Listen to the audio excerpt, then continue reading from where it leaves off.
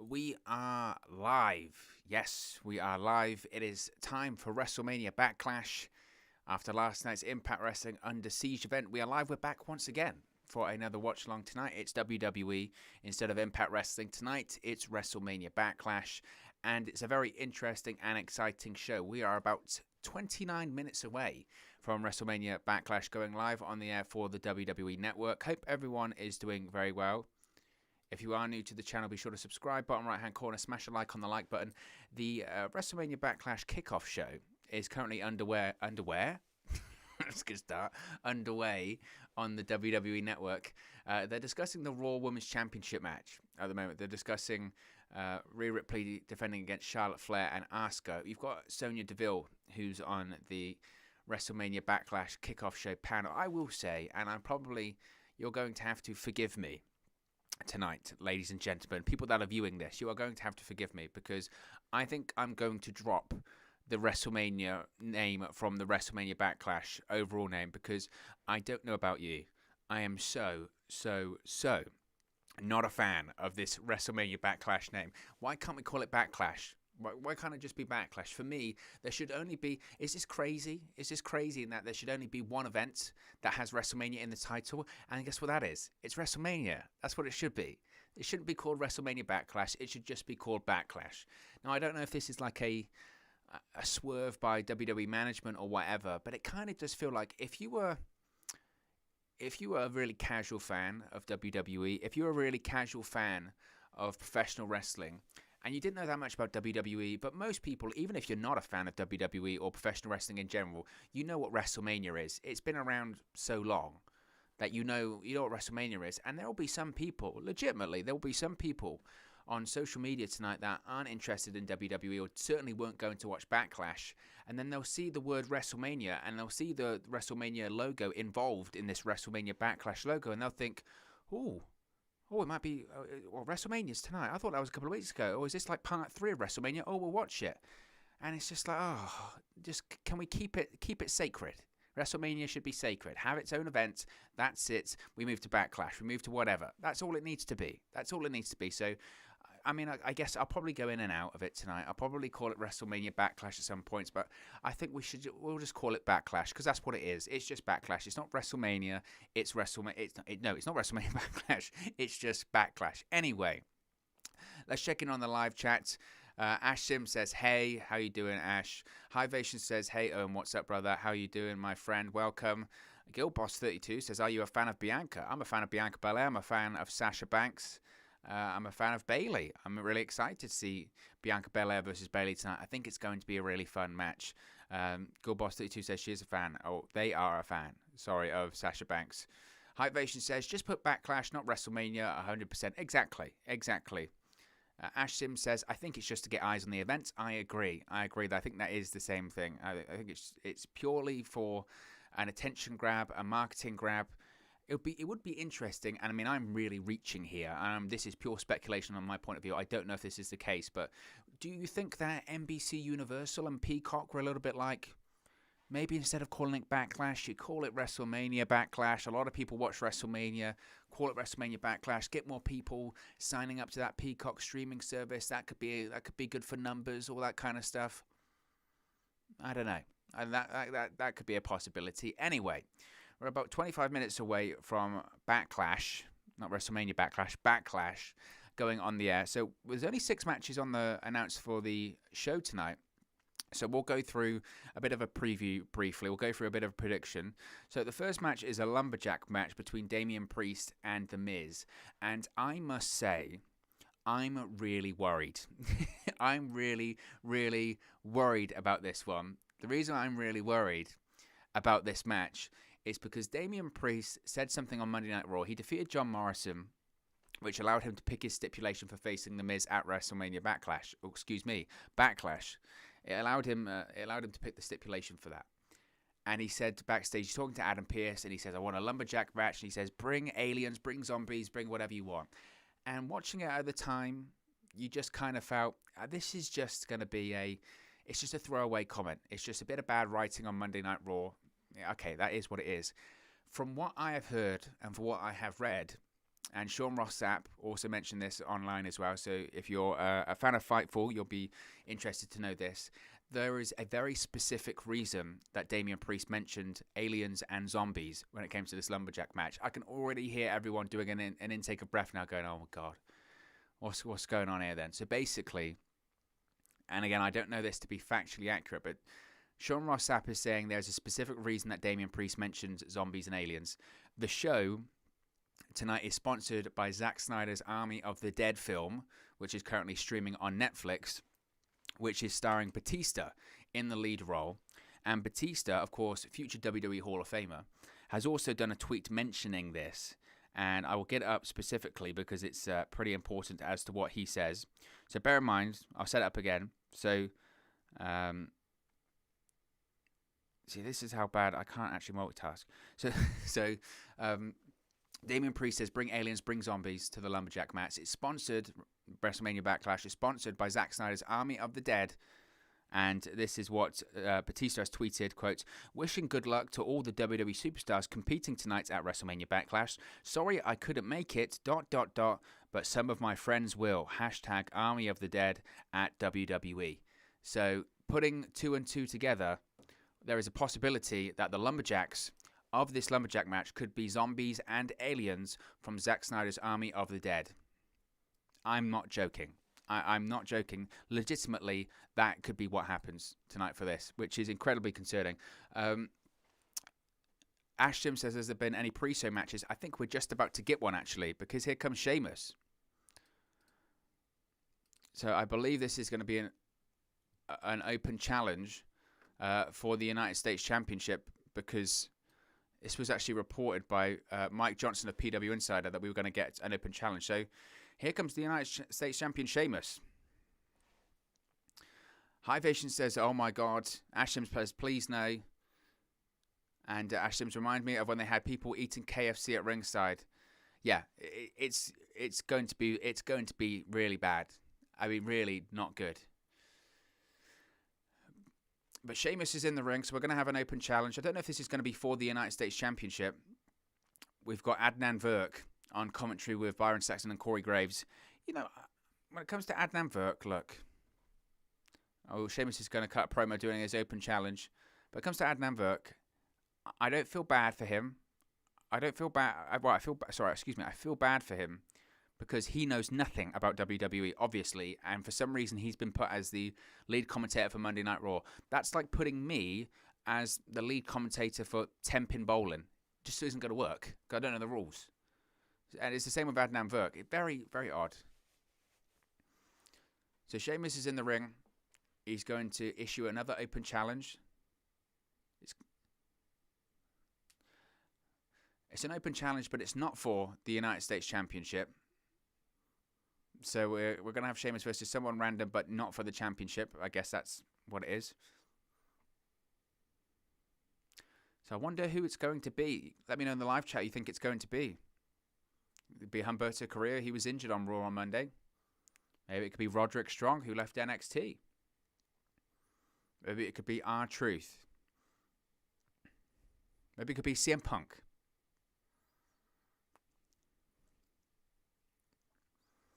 So who's going to answer Sheamus' open challenge? We're waiting. Oh, it's Ricochet. This isn't main event. What's going on here? Ricochet on regular WWE programming. What's going on here? This is crazy. Andrew Pollard says, hi, Owen. Great to see you live again. Excited for Backlash tonight. Going to be super fun. I agree. Andrew, welcome. Hivation says, Owen, where is Impact Wrestling when we need it? It was last night. It's on Thursday now. It's on Access TV exclusively. To do a little Impact Wrestling plug there. So here comes Ricochet. Got a bit of a different ring gear going on. Gone are the trunks. He looks like he's borrowed W. Morrissey's entrance gear. He's wearing jeans. He's got jeans and taped up wrists. Looks like Ricochet's going to be in a street fight.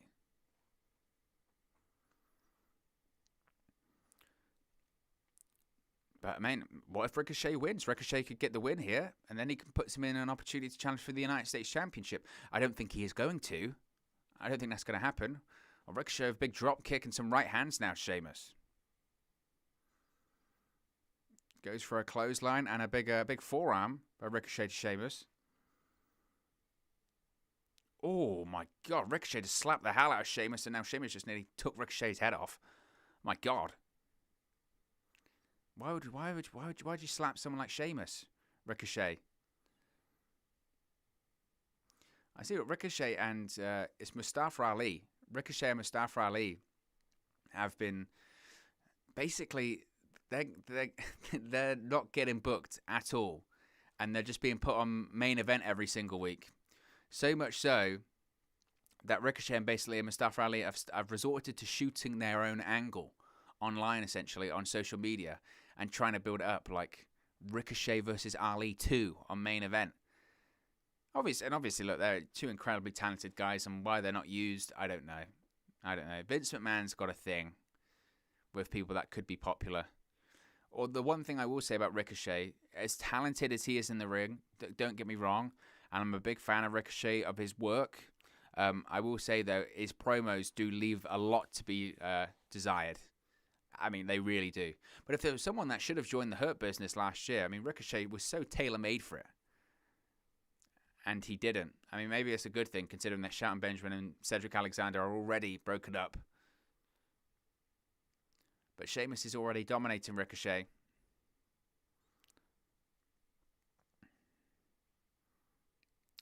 Ricochet, I must say, those right hands he was going with Sheamus absolutely sucked. The slap was good to the face, and so was Sheamus' clothesline, though.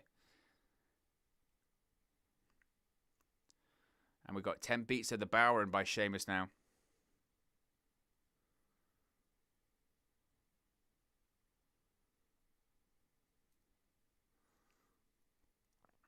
And Sheamus is barely breaking a sweat. I'm probably sweating more sitting here. Which to be honest, just goes to show just the horrific shape I'm in at the moment. Is that Sheamus is sweating less than I am, sitting watching wrestling. There's the Dublin smile by Sheamus. I tell you what, that would just... I know they do it for the visual, Sheamus with the Dublin smile. But, I don't know, I would have a bit of an issue having a pro wrestler's fingers in my mouth. It's like a version of the mandible claw. I'd be like, no thanks. You know where they've been. When did you last wash your hands, Sheamus? People there, the concern they're trying to play up is that they're pulling, your mouth apart. I'm more concerned, with the digits in these, in that area. No thanks. No thanks, Sheamus. Ash Sim says main event just feels like 205 live at this point. I must say, I couldn't tell you. Probably the last time I watched an episode of main event, I'm not exaggerating, might have been the first or second episode. I believe the first episode of WWE main event, the rebranded, the new one, involved CM Punk versus Sheamus, and that was in 2012 or 2013, and honestly, I that's probably the last time I watched it. The first one, it was on like Ion Television, and Ricochet kicks Sheamus in the face and flies around in the air. The first one I watched was CM Punk versus Sheamus, and it was WWE Champion versus World Heavyweight Champion. And then after that, I just didn't watch it. Now Ricochet's in the corner. I'm not sure what Sheamus is going for here. Lifts Ricochet on the top turnbuckle. Ricochet's holding on. Manages to hold on. Kick to the chest. Now Ricochet's going to try and go.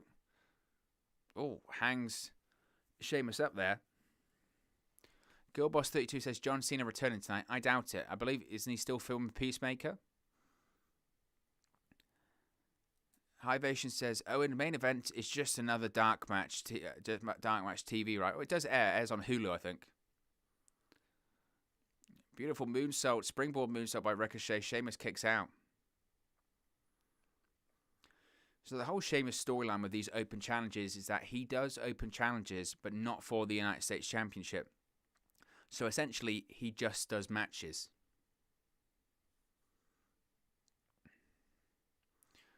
What I will say about Corey Graves on Monday Night Raw is it was a very wise move to move him over to Raw. Well, to be honest, it would have been a wise move to keep Samoa Joe under contract, not release him, considering that he was the best color commentator in WWE and one of the best workers that they had. But whatever. Some of the business practice we'll never understand. But a lot of people give Corey Graves a lot of grief on social media, but he is very good at what he does. Oh, what a knee by Sheamus. Leapfrog by Ricochet.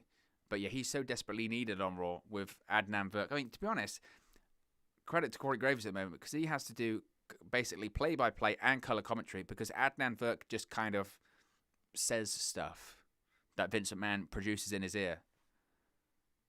I mean, this is Adnan Virk, and again, I don't mean to be picking on the guy because he's obviously just being put in a position that he's clearly not qualified for. But Amos, AJ Styles and Amos had a match on Raw. I don't think it was last week. I think it was the week prior. And Adnan Virk, I'm not exaggerating when I say this. I am being 100% honest. Adnan Virk said, and I quote, Amos may be the greatest WWE champion of all time. Adnan Virk said that. That's a real quote.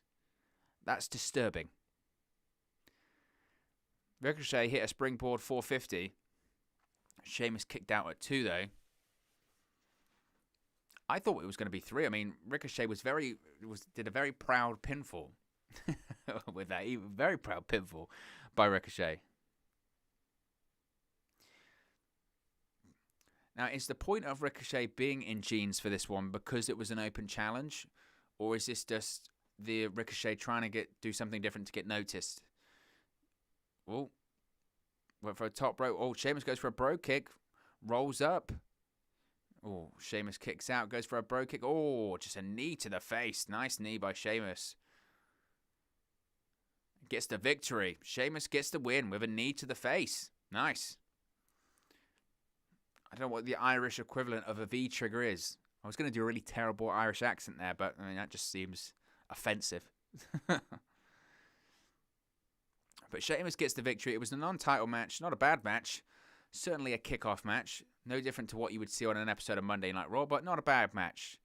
I don't think anyone expected Ricochet to get the victory there, but a nice knee to the face by Sheamus, and I suppose it gives Sheamus another finisher move to use. Sheamus is on the microphone once more. He's got his big jacket out. Dressing like an Irish Peaky Blinder. He can't even get his jacket on because the sleeve's tucked in. Come on, Sheamus. It's only a jacket. He can barely get his jacket on. I mean, we are live, pal. Imagine that. There was a bit of a delay getting on the air for WrestleMania Backlash because Sheamus couldn't get a jacket on. He had more trouble getting the jacket on than he had with Ricochet.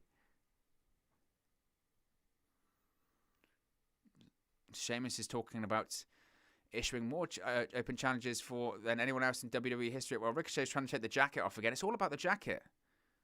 Ricochet took the fedora hat. I don't know what's going on. So Ricochet's now got the fedora on. What is it with people stealing people's headwear at the moment? Nakamura steals Corbin's crown. Ricochet just stole a fedora and a jacket. And now he's dancing. And now he's just throwing a jacket and a hat at Sheamus and running away. What the hell was that? What the hell was that? So Ricochet loses the match, but Ricochet's the real winner because he stole Sheamus's hat. Because that's how pro wrestling works, I guess. What? So Sheamus... Oh, Ricochet's dabbing. Ricochet's dabbing because apparently it's, 16. Oh, dear. Oh, dear. It's only the kickoff show. Show hasn't even genuinely started yet. This is the logic that just so frustrates me about WWE is they'll have a match now on Raw. They'll have a rematch on Raw. They'll have a rematch on Raw because they've got this issue now. Because Ricochet, even though Ricochet was decisively and cleanly defeated by Sheamus there, despite that, they're going to have a rematch. Guess why? because he took the guy's hat and the jacket after the match. And in reality, let's be honest here, when it comes to Ricochet, who's the babyface and the heel there? If this was the UFC, if someone knocks someone out in the UFC and they're doing their post-match, the referee's there with both guys and he's going to lift up the guy's hand and say, this guy was the winner, and then the other guy, the loser, just tries to steal whatever the guy's wearing, whether it's his hat or his shirt or whatever, his flag that he's got around him, you'd be saying, well, that guy's a bit of an idiot. I don't like that guy. So how's Ricochet the babyface there? Who writes this? Who writes this? Honestly. Oh my God. You know, I remember, and I must confess that I haven't played like a WWE video game for a while, to be honest. When I was a kid, I used to play them. I mean, the first WWE video game I played was, the first WWE video game I played was SmackDown on PS1, the first SmackDown on PlayStation 1. I did play the Raw is War game on PS1 as well, which was, what was it called? Was it Raw is War? It was called like WWF, like Action Zone or something like that. Anyway, I'm going off on a massive tangent here. My point being is that I remember growing up playing the WWE video games, and you know, like you would have like say the Road to WrestleMania, or you'd have the storylines in the game throughout the season or the career mode, and a couple of them you would say, this storyline's better than WWE television. Like, who's writing these stories for this video game? Get those on Raw. Get these guys on Raw and SmackDown because they're writing better stories. And then you see like instances like that on the kickoff show, and it's just like, what is that? What is the story there? Where is the logic? There is no logic there. Have the match. Sheamus wins. He gets his arm raised. He's the champion. Fine. Why is it necessary after the match to do Sheamus is going to do a promo, but then Ricochet's going to steal his hat and coat, even though he lost, and he should be ashamed that he lost, and he's a sore loser because he lost, and then he tries to steal the winner's hat and coat. I mean, what? And then Ricochet gets his music played at the end like he came out on top, like he won the match, when he didn't. He lost the match. He got a knee to the face. He got knocked out. But then because he was a bad loser and because he stole someone's clothes, which you do that on the street, you get arrested, but it's fine inside of a professional wrestling arena. I mean, I don't know. I don't know what's going on anymore. And it's not even the main show yet. Maybe let's hope that's... I mean, the match was fine as well. The match was fine. I didn't tune into WrestleMania Backlash to see more of what I expect to see on Monday nights on USA Network. Just illogical, silly, stupid storytelling that you just go, why? Anyway, we're seeing a promo package for the Triple Threat WWE Championship match that's to come later on this evening. Obviously, Lashley faced Drew McIntyre at WrestleMania in a match that, to be honest, was quite a lot of fun when it opened the show. And Braun Strowman actually faced... I forgot that Braun Strowman faced Shane McMahon at WrestleMania. And in fairness... I mean, talking about illogical, bad storytelling, that Sheamus, that's Braun Strowman. I've got Sheamus on the mind. That Braun Strowman, Shane McMahon, Shane McMahon, Braun Strowman match at WrestleMania, considering how bad the story was going into it and the Braun and the stupid stuff, credit to Strowman and Shane McMahon. The match was a lot of fun, but the match is going to be a lot of fun. This is the thing. This is what I was saying on the preview videos that I did today. WWE's kind of realized at this point that almost what they do on Raw and SmackDown every single week at this point doesn't matter. It doesn't matter anymore because of the talent that's on the roster and because of the training, in-ring training that all of these guys have. You go to these pay-per-views, like realistically, when was the last time WWE did a really, really bad pay-per-view? Not for a while. I mean, WrestleMania 37 Night 2 wasn't great, but overall you would say WrestleMania, if you're going to balance it out across 2 nights, it was a pretty decent show. I can't think of the last time where I watched a WWE pay-per-view and I went, oh, that was horrible. I can't think of a good match. They've all been pretty good. That's because the in-ring product in WWE isn't that bad. It isn't that bad. What really lets WWE down is the storylines and the writing and the logic are just non-existent. I mean, really non-existent. That's what lets them down. So I have no doubts tonight Backlash, WrestleMania Backlash, the show actually will probably be pretty good because it's just in-ring matches. It's just matches. So I have no doubts. I'm pretty confident the show's going to be pretty good. It might be quite predictable in terms of all the outcomes, but I'm pretty confident they're all going to be relatively good matches. But once you get to Raw and SmackDown, that's when they have to tell their stories. That's when they have to do their writing and their storytelling and their soap opera stuff. And that's when you just roll your eyes and you go, I don't know what they are doing sometimes. But, I suppose the show hasn't actually started yet, and I've already gone on like a 25-minute rant already. So we'll see how this one goes. If you are new to the channel, be sure to subscribe, bottom right-hand corner. Smash a like on the like button as well. If you are excited for WrestleMania Backlash, does help us out a lot here on YouTube. We absolutely smashed the target, by the way, last night for the Impact Under Siege watch-along stream. So I really appreciate everyone that tuned in last night. It was awesome.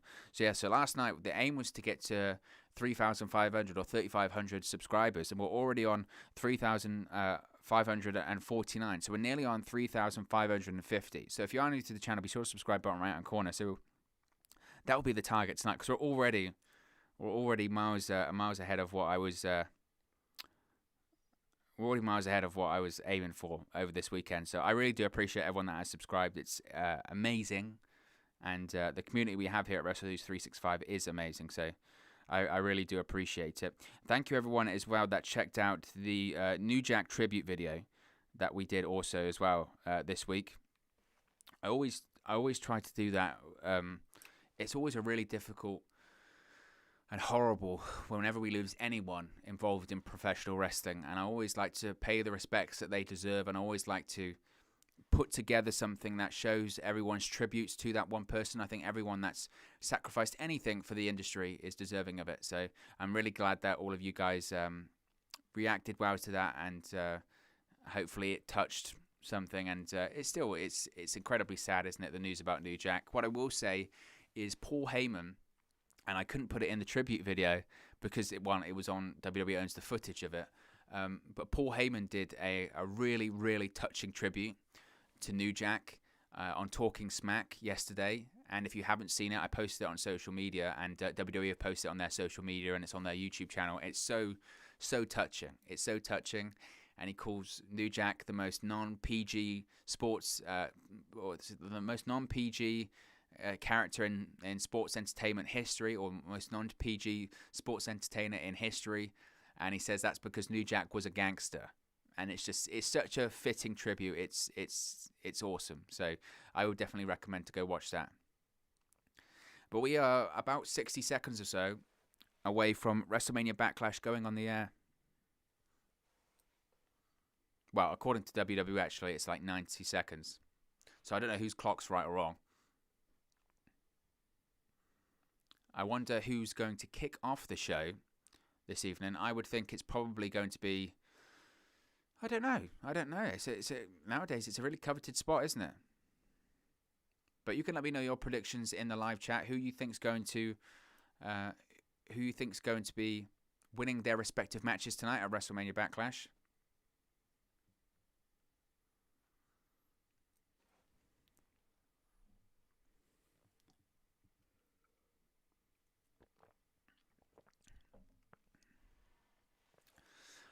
I think I will say, though, when it comes to predictions, I think this show is relatively easy to predict, I would say.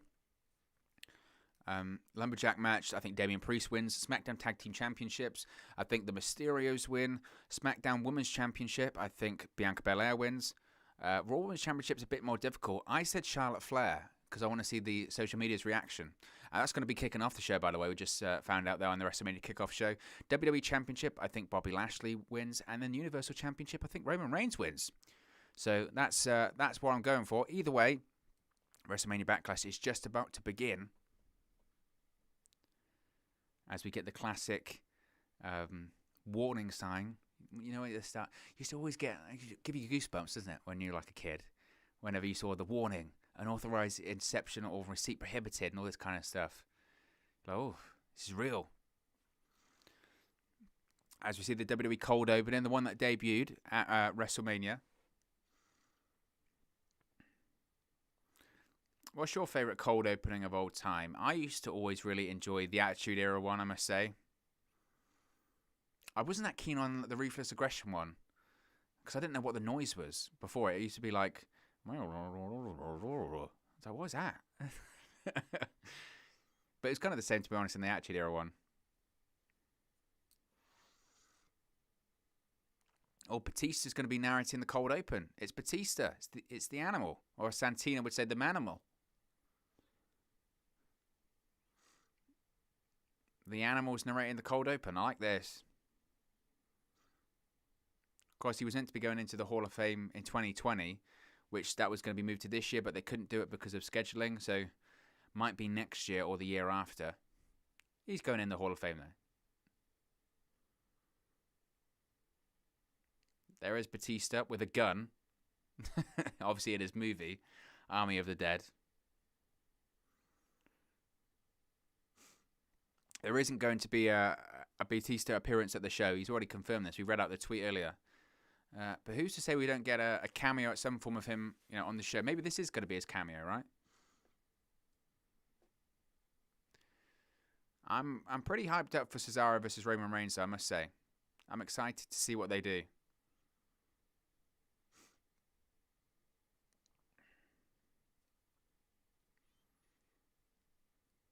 I must say that's just why I'm bobbing my head slightly. Is the pay-per-view theme for this one is a bit of a toe tapper. That's me as well. Well, me nodding my head like that. That's me going crazy dancing. That this is an amazing song. This is me going crazy headbanging. It's still kind of crazy, isn't it, that you've got Batista as this mega action star, and that years ago he was wearing a box around his neck as Deacon Batista. Now he's fighting zombies. Wouldn't you know it? Anything's possible. And this is a guy who got into pro wrestling late as well. He didn't start until he was in his 30s, something like that. So, man, anything's possible.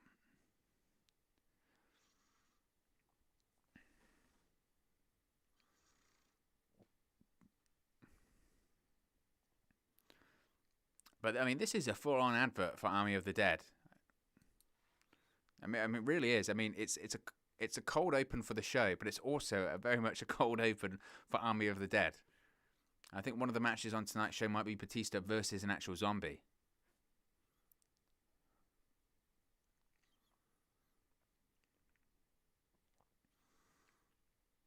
And another one, Zack Snyder's Army of the Dead. We're getting a ton of plugs, and we're only 5 minutes into this. But we're inside the WWE ThunderDome. Pyro is blasting off everywhere. Could be one of the last pay-per-views, or maybe the last pay-per-view inside the WWE ThunderDome as well. It is a real possibility because WWE is returning to touring in July. I believe it's July 9th or 16th is going to be the first SmackDown. That's going to be the first show with fans returning, and there's a possibility that there's going to be fans at Extreme Rules in July as well. So this could be one of the last shows.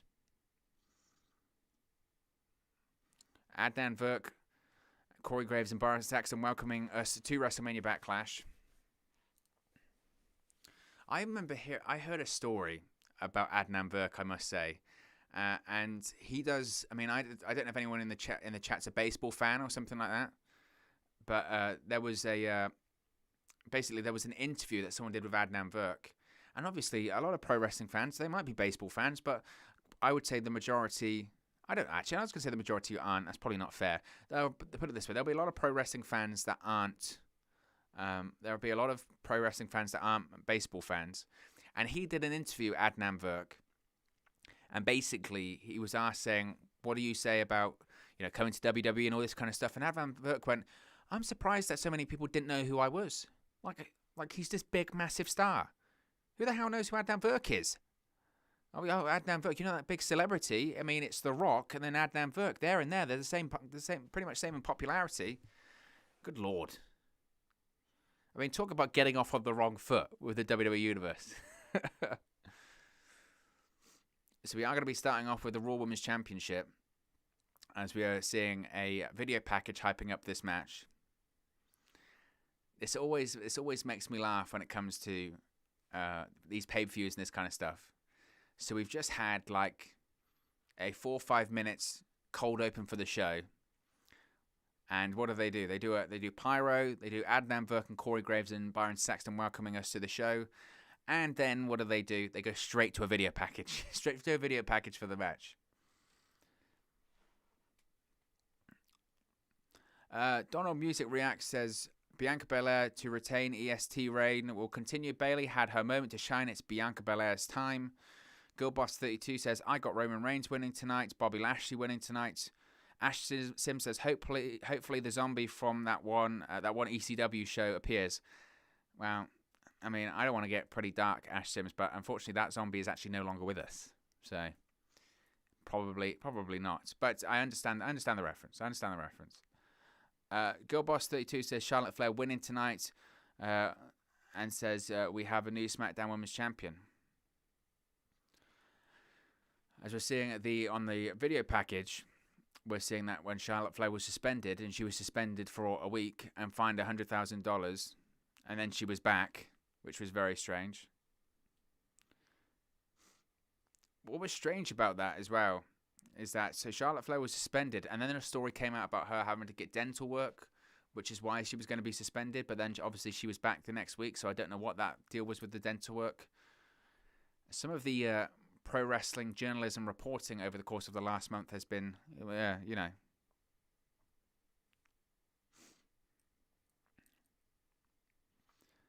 But we were nearly 10 minutes into the show, and we've just had non-stop video packages so far. It's like watching an episode of Monday Night Raw.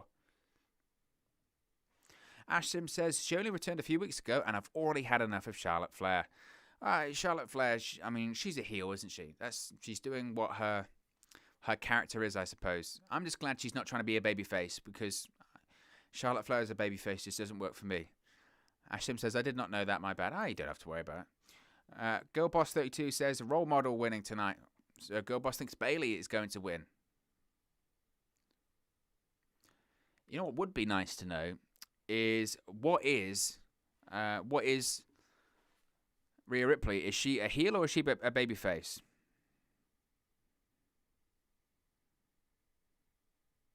Because, I mean, who knows? I don't even think WWE ThunderDome knows.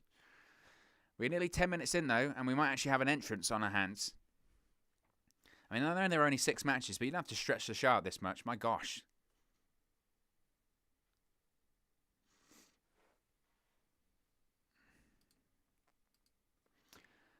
So we got the Raw Women's Championship match about to, well, I say about to start. It's been about to start for the last 10 minutes. And here comes the Queen herself. Here comes Charlotte Flair. Donald Music Reacts says, I can't stand Charlotte Flair. Andrew Pollard says, who needs Raw or SmackDown when you can watch these video packages during these pay-per-views? This is what I mean, Andrew. This is what I mean. It doesn't matter. That's why Raw and SmackDowns don't matter anymore, because they do all of these recap packages, and it's almost under the assumption that nobody's watching.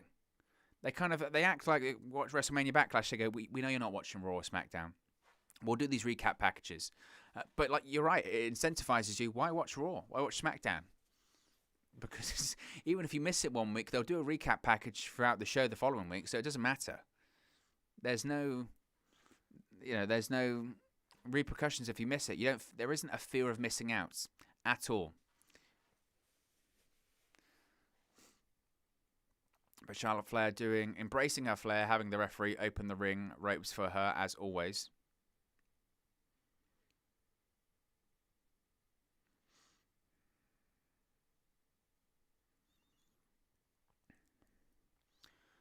But who do we think is going to win this one?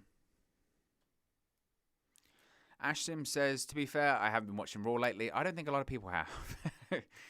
I don't think so. And it doesn't matter, does it? You get the recap packages. Well, here comes Asuka. Was Charlotte Flair wearing some like Cruella de Vil inspired gear? Was that the deal? Isn't there a Cruella de Vil film coming out soon or about to come out? Something like that. Here comes Asuka though. I have a feeling that was definitely Cruella. Yeah, I mean it's got to be Cruella de Vil. inspired. I mean, it looks like a Dalmatian. There's a Cruella de Vil film coming out. I enjoy that. I do enjoy that kind of Mysterio. Rey Mysterio's WrestleMania gear used to always be a lot of fun. You used to have Rey Mysterio. He's cosplayed as so many guys at WrestleMania. He's cosplayed as Captain America, the Joker, the Flash, Avatar. So I'm all for a film-inspired in-ring gear. Johnny Gargano does it with takeovers as well. He's been Iron Man.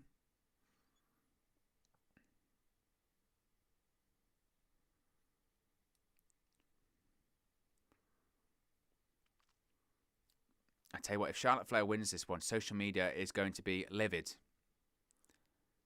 I mean, they really are, aren't they? They're going to be so pissed. They won't be watching Charlotte Flair winning this one. But here comes Rhea Ripley. I'm guessing she's a heel. I think the ThunderDome are artificially booing her.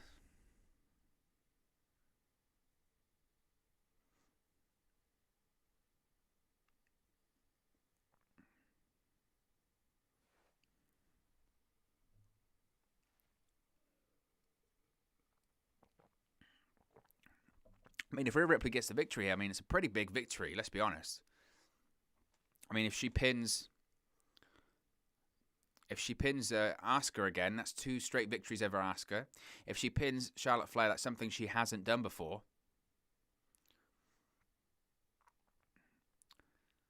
Or are we going to have a situation where Charlotte Flair once again... Charlotte Flair is tilting her head. Looks like it's going to twist off.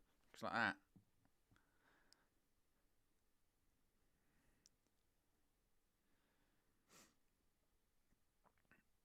So we're getting the championship ring announcements, which is nearly going to be for every match, to be honest, because out of the 6 matches, 5 of them are title matches tonight. But I mean, I suppose it's interesting as well, considering that, you know, we've got a pay-per-view here. We've got no Seth Rollins on this show. We've got some big names not on the show tonight.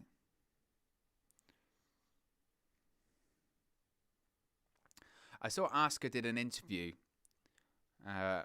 recently with a podcast, and she spoke about experiences of racism that she's experienced during her time in the United States, and it was honestly, it was a real great interview. I wish I had to hand the podcast that she was on, but it was just so... In one sense, it was so sad that she had been subject to that. I mean, this was right at the beginning of COVID. Last year. But also really inspiring how she was able to just completely brush it off and be like, oh, they're idiots. So credit to Asuka. Andrew Pollard says, Charlotte looks like a walking ad for the Emma Stone Cruella movie. Well, we've already had about 5 adverts for Army of the Dead for Zack Snyder, so maybe we're going to get the same for Cruella de Vil. Maybe that's what they're doing at this point. They're using their gear to promote film franchises.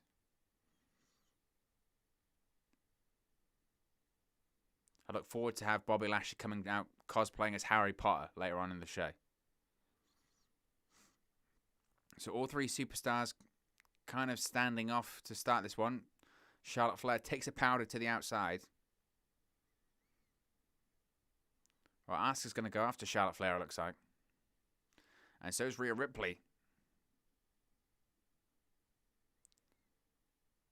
Oh, Charlotte Flair with a big clothesline.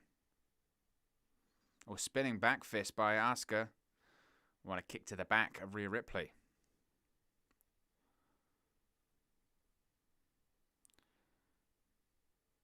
Charlotte Flair was on the outside, and she was watching Rhea Ripley and Asuka get into a shoving match.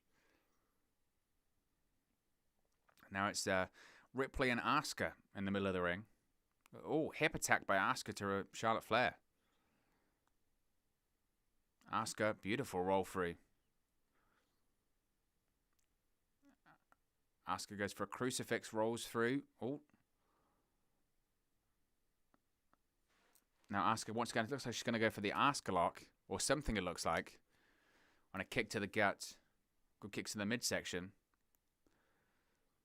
Oh, a beautiful hip attack kick once again by Asuka in the corner to Rhea Ripley. And seemingly, as always, it feels like in every Charlotte Flair, in every Rhea Ripley match, there is always some Rhea Ripley gear, earring, something that falls off.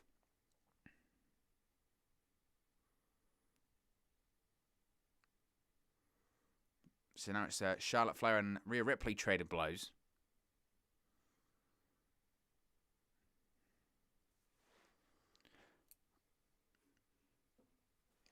Ripley and Charlotte just shoulder blocking each other.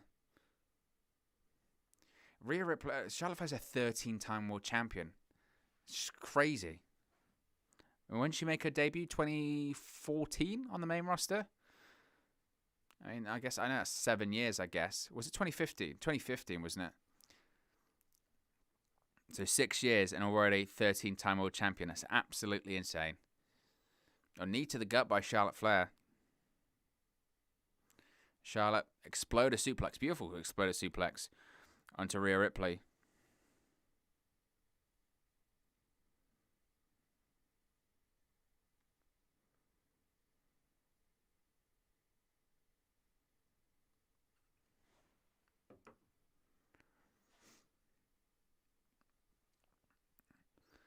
Charlotte Flair rolls through, shoulder to the gut.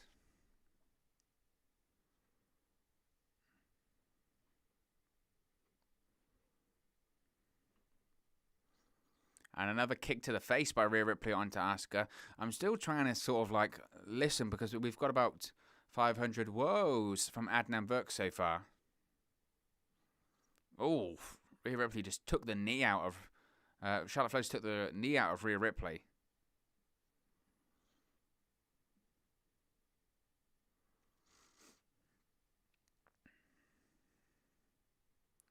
And Ripley just literally took the knee right out of... Charlotte Flair took the knee right out of Ripley. They're going to throw Asuka back in the ring.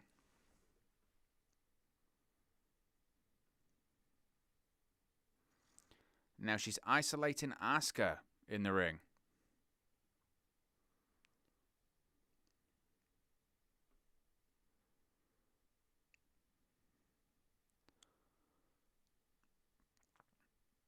Just choking out Asuka over the second rope as well.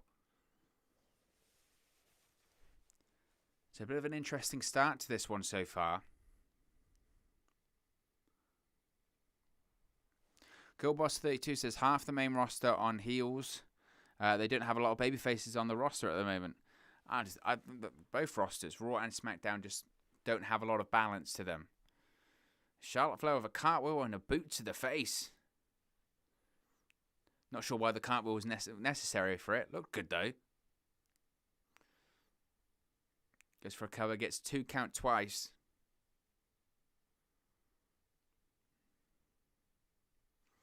Corey Graves done the classic exerting energy.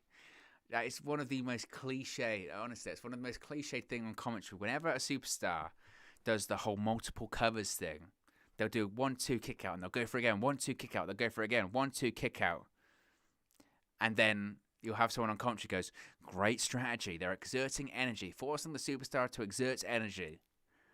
The amount of times I've probably heard that as a pro wrestling fan. Asuka, beautiful takedown. Got an armbar locked in. It doesn't look like it's fully in though. Charlotte Flair's clasping the fingers.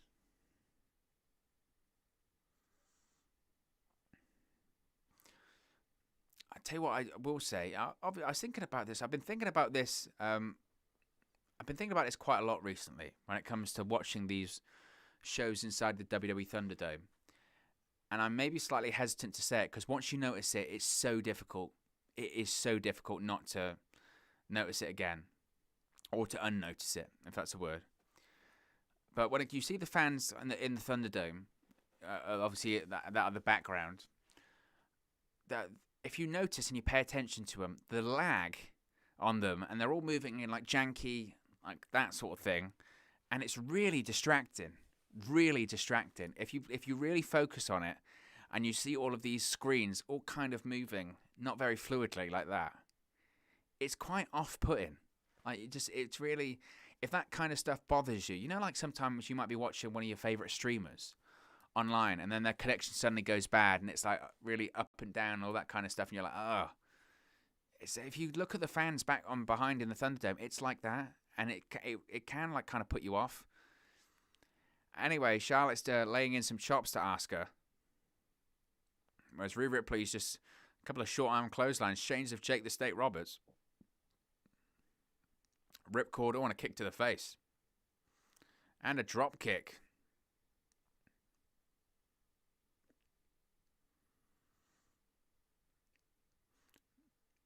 Oh, knees to the face by Ripley to Charlotte. What's crazy when it comes to Rhea Ripley is she's, what, 25? Something like that? 25? It's insane. Ash Sim says, do you watch NXT? Of course. I mean, there's a lot of wrestling at the moment. I try and Northern Light Suplex. Oh, what a beautiful bridge by Rhea Ripley there. It's broken up by Asuka there. Yes, I do watch NXT. I mean, there's wrestling on pretty much every night now, isn't there? So, got to keep up with it somehow. Oh, knee to the face of Ripley by Asuka. Ripley just kicks Asuka in the head.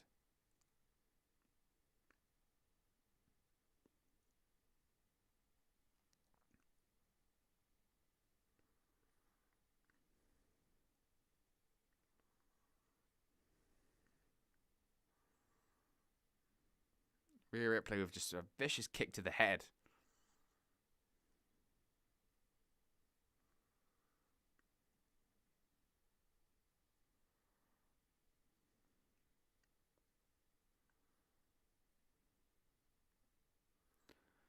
Charlotte Flair with some reverse elbows there.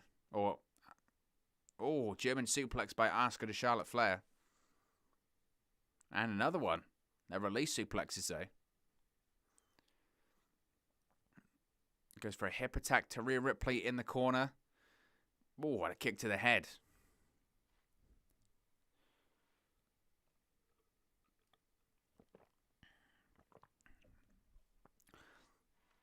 If you are new to the channel, be sure to subscribe. Bottom right hand corner, smash a like on the like button if you're enjoying WrestleMania Backlash so far. This opening match for the Raw Women's Championship. Rhea Ripley defending against Asuka and Charlotte Flair. Could we have a new Raw Women's Champion? Oh, sliding knee by Asuka to the face. Oof, Charlotte Flair kicks out at 2.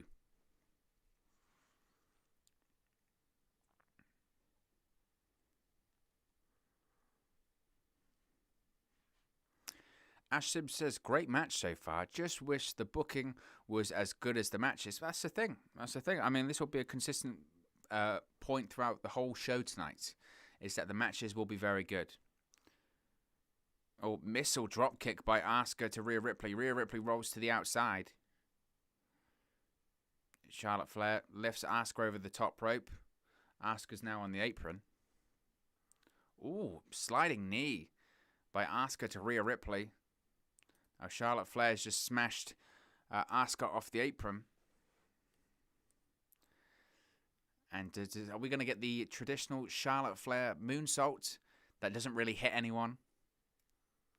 Her moonsault, it's too good, the moonsault. Too good. That she doesn't, it's not damaging at all.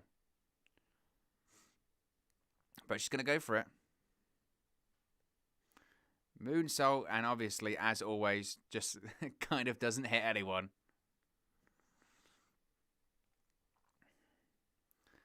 But Asuka and Ripley down on the outside, as we'll see the replay here. I mean, it is incredible, Charlotte Flair's moonsault, but she lands pretty much on her feet every time. She's going to do it again. Oh, I thought she was going to go for it again. But Rhea Ripley's preventing that from happening.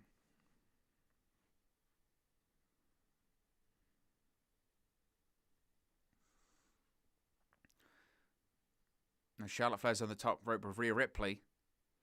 Looks like Ripley's going to try for a superplex here. In comes Asuka. Asuka trying to go for a bit of a Tower of Doom, it looked like there.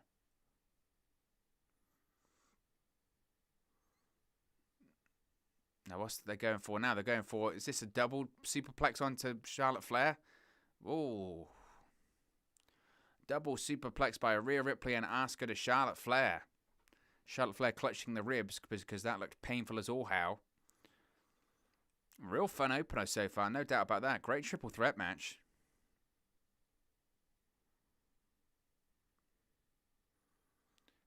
seeing a replay, seeing this double superplex. To be honest, I say a double superplex. It was more so Rhea Ripley. Asuka was kind of just there. She does do a bit.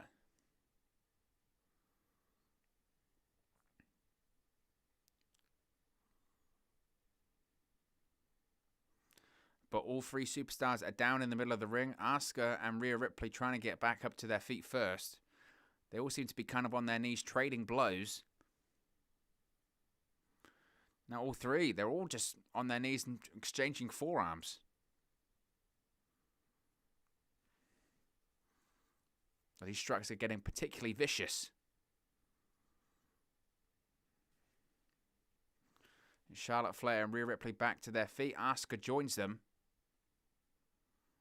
Oh, Rhea Ripley with a headbutt. Oh, a headbutt to Asuka and Charlotte Flair. Oh.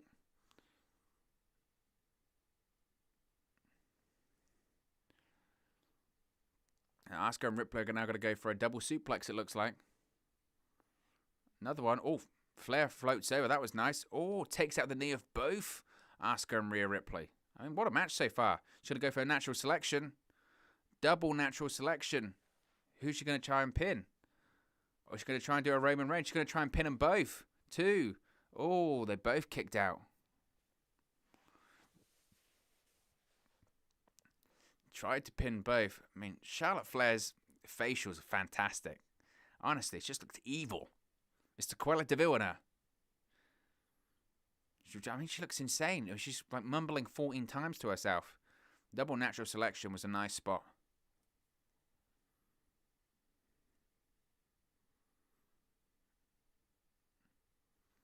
I mean, Rhea Ripley was the one that kicked out. I mean, I'm not sure. Technically, did Asuka kick out there? I don't know.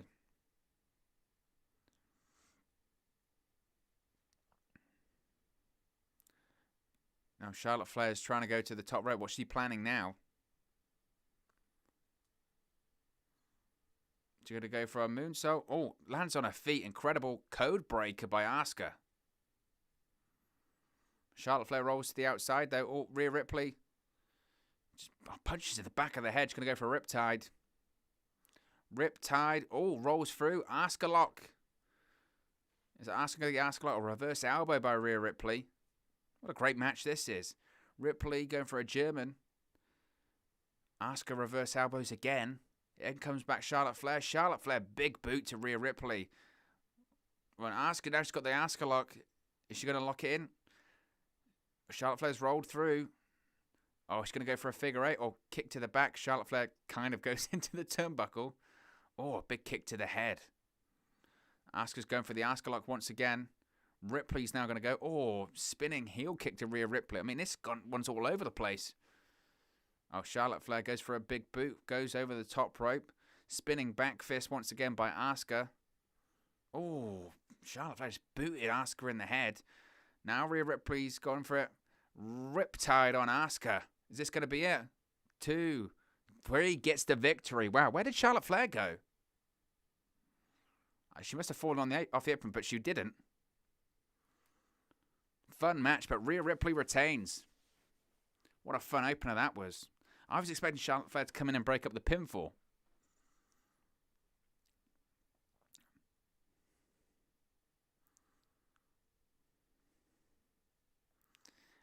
See, I was waiting. I really was waiting for Ifasa Bradley. And they're back. Nice. Nearly. To be honest, I mean, that one, the last name Biscuits has kind of, it has tickled me. It has tickled me. Because I understand what you want me to say, but I kind of don't understand the name. I know what you want me to say. The first part is like the dirty bit of it, but I don't know. Biscuits? Just seems like just a bizarre name, that one. Impressive, though. Rhea Ripley retains, though. She's the Raw Women's Champion. I don't know what happened with Charlotte Flair. She kind of just disappeared towards the closing moments of that match. But I did really enjoy that one. But I don't think it's over between Charlotte Flair and Rhea Ripley by any stretch of the imagination.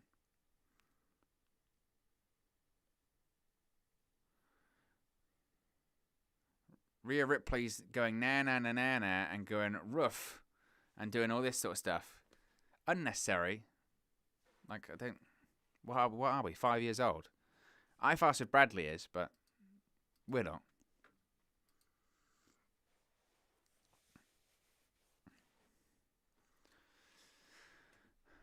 But that was very fun. Very much enjoyed that opener. That was a lot of fun. Great opener to the show. Hopefully we get more of the same as the night goes on. I mean, that went full like half an hour, including entrances and recap packages.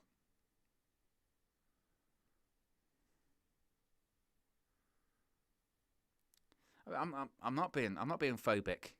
Faster Bradley. Never. I'm not scared of him. It's a bit of a weird phobia, to be honest. As we're seeing some adverts. What did everyone think of that match? I thought it was a lot of fun. Very much enjoyed that one. If you're enjoying WrestleMania Backlash, smash a like on the like button. Be sure to subscribe, bottom right hand corner if you are new.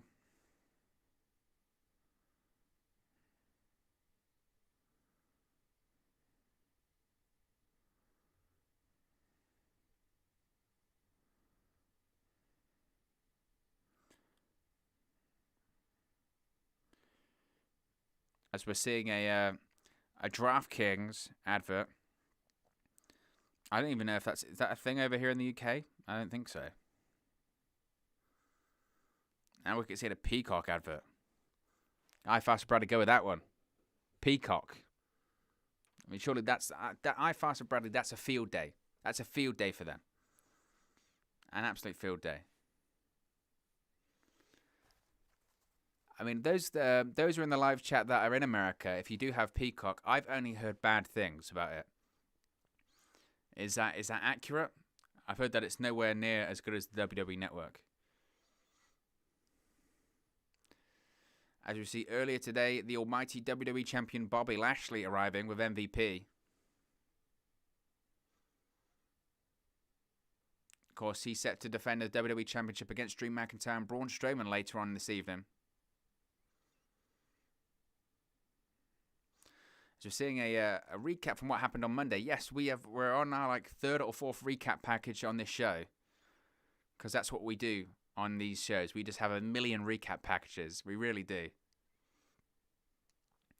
Ashton says strong opener for sure. Andrew Pollard says fantastic opening match. All three ladies slayed. I'm just glad Charlotte lost and wasn't pinned. I think that was the concern for some people, wasn't it? That Charlotte Flair would win. I mean, not that she needs to. She's a 13-time world champion in the space of like 6 years. As we're seeing Braun Strowman attacking both Lashley and Drew McIntyre on Monday. This past Monday.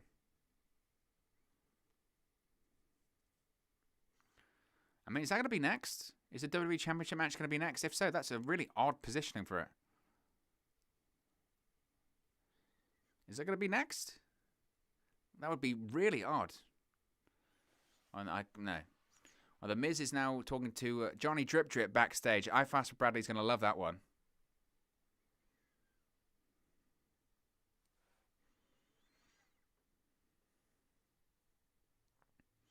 I Faster Bradley's going to love this one. Johnny Drip Drip. Faster Bradley says, come on, Owen, keep the show PG. Flip's sake, no need. Yeah, I'm sorry. I got carried away. It was once they started advertising Peacock. I mean, this is what if people are unfamiliar, this is what this channel is. It's just the king of innuendo. That's what we're getting towards here on the channel.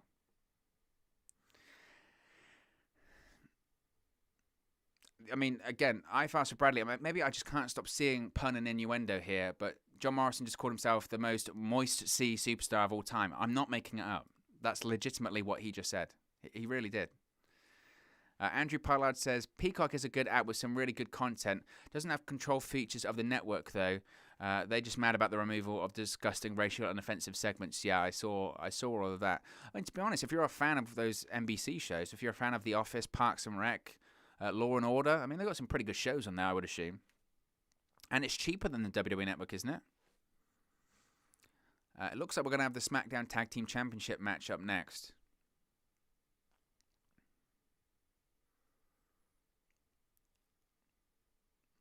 So on the earlier on in the WrestleMania kickoff show, WrestleMania Backlash kickoff show, Bobby Roode and Dolph Ziggler were bullying and intimidated Dominik Mysterio backstage, and now they headbutted him and threw him into some crates. Apparently, you know, Bobby Roode and Ziggler. I mean, Bobby Roode is legitimately a man in his 40s. Dolph Ziggler is, I mean, again, not far off that, and they're sort of bullying the guy in his 20s in a backstage in a locker room. WWE, so fun sometimes. Oh, and then they flip something on him. What is that? It looks like a couch. They flipped a couch on him. Why is there just a random couch backstage at the Yuengling Center? So now Dominik Mysterio's getting checked out by WWE Medical, and they're saying that he might need a new tag team partner, old Papa Ray. Dominik Mysterio might not be cleared. No father and son. Has Ray got to have a new tag team partner? What's all this? So we're not going to get father and son tag team champions tonight after all. They've ruined the moment. Because Dominik Mysterio got attacked by a couch. Oh, what a shame.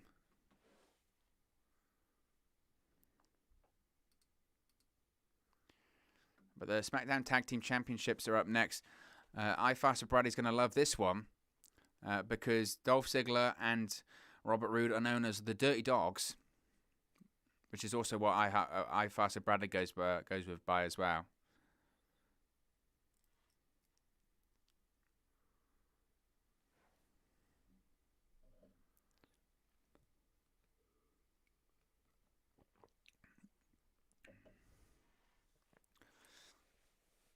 But here comes Ziggler and Roode. Ash Sims says, do you like Pat on commentary? I do. I think Pat McAfee does a really good job on commentary. I really like it when he gets really into the matches and is standing up at the announce desk. I think a couple of weeks ago when they had that Roman Reigns Daniel Bryan match on SmackDown, that was awesome. Because they even got to the point where Michael Cole was standing up as well. He was getting all hyped up. Ash Sims says, better not be Murphy as the tag team partner. Oh, gosh, I forgot about that. I genuinely did forget about that. I forgot that the whole Murphy dating Aaliyah, who was like 18 and he's like 30. I forgot about that. So who's Mysterio's tag team partner is it going to be? Who did he replace his son with? So this is going to be fascinating to see who goes with. I hope it's just not someone random from the SmackDown roster.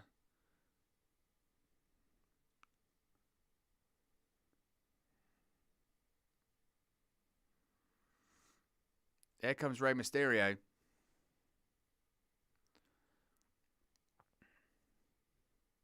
I'm trying to think who Rey Mysterio's new tag team partner could be then. If it can't be his son. Unless they maybe do like a situation where Rey Mysterio says, I'm going to do it by myself. And then at some point in the match, Dominik does come out and he does manage to make it. And then they become father-son tag team champions. Maybe they do that.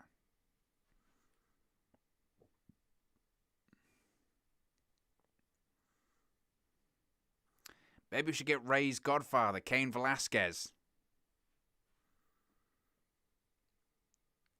Right? Isn't it Godfather Cain Velasquez? Because I guess that was how that worked, all that sort of stuff. Imagine it was again. What a nightmare that was. Cain Velasquez comes in, has one match with Brock Lesnar, loses in about a minute, and then disappears and gets released.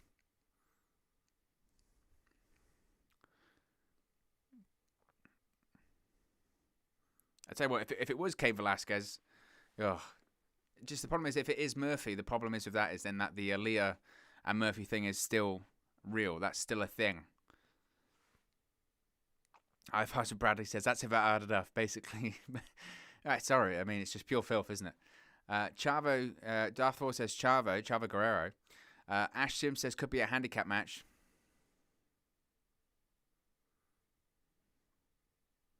I could find Dirty Duck.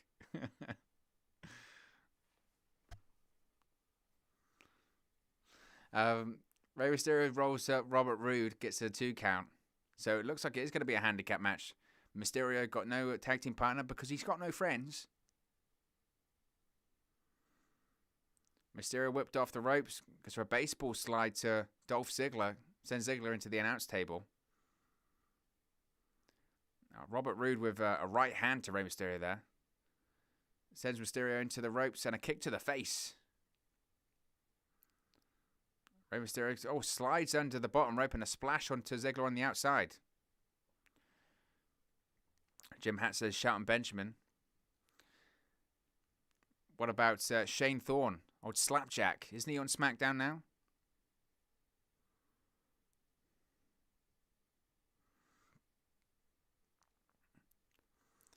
But Robert Roode's attacking Rey Mysterio on the outside, slamming his face into the ring apron. David Modson says they ruined the father and son angle by having a couch attack Dominik. When I heard that, I face palmed. LOL. Yeah, you know, we're not. I mean, I'm not actually. That's not incorrect either. The bullies attacked the young kid backstage and threw a couch on him. So, because that's. I mean, realistically, if you've got a couch thrown on you, would that injure you? I guess it would. It depends what the couch is. I mean, to be honest though, couch they're not unbelievably heavy, are they? I mean, am I wrong? I mean, I've moved houses a couple of times. The couches actually weren't that bad to move, especially with no cushions on. Easy. Take the legs off. It's just the difficulty is getting it in and out of rooms can be quite tricky. Which showing how well this match is going, that I'm just describing how I moved house with my couch. The Rey Mysterio drop toe hold onto Robert Roode.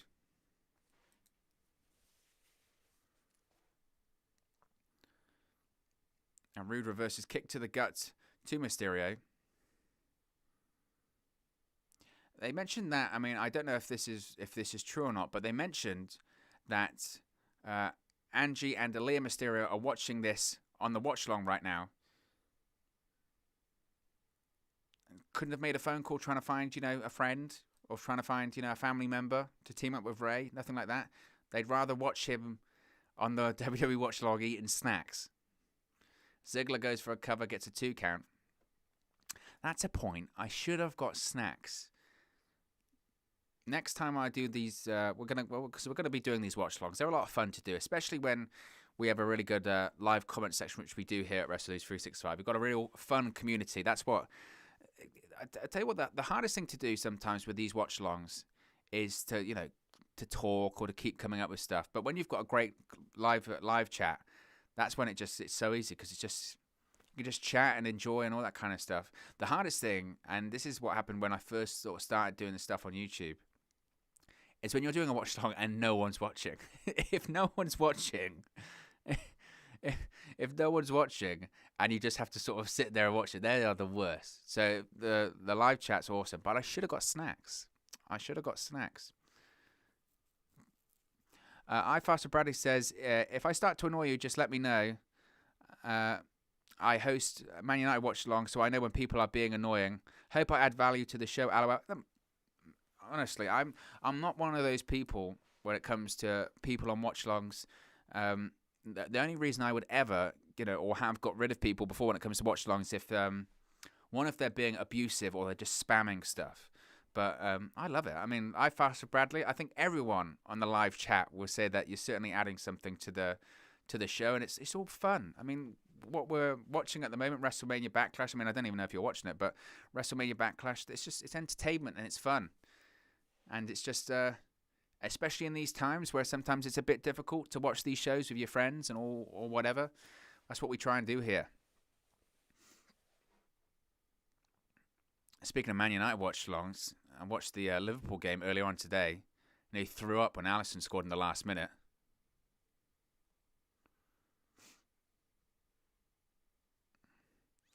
Dolph Ziggler trips up Rey Mysterio on the top rope. The code word, I'm not going to say the code word. That's not a bad one, though. Again, that isn't a bad one. I don't know why you would fall onto that. I don't know the circumstances of falling onto it, to be honest, but not a bad one. Now, Robert Roode's attacking the knee of Rey Mysterio, who has actually had, a million knee surgeries throughout his career. Several times.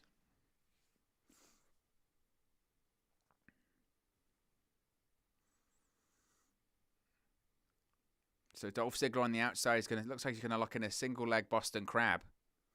Oh. And goes after the injured leg, injured knee of Rey Mysterio. I still get a feeling that eventually Dominik Mysterio is going to come out here. Surely that's the plan. Ziggler hooks both legs and Rey Mysterio kicks out.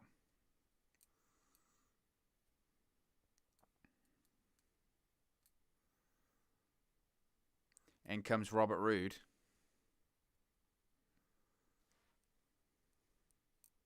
What I do like, in fairness, when it comes to Roode and Ziggler, is that they're officially an established tag team at this point, right? They're officially established tag team. They've got their own team name, the Dirty Dawgs. They've got their matching ring gear. They've got actual entrance music. I'm all for actual having proper tag teams in the tag team divisions. That's what it's all about. I hate just two singles people being put together. It's so lazy and just.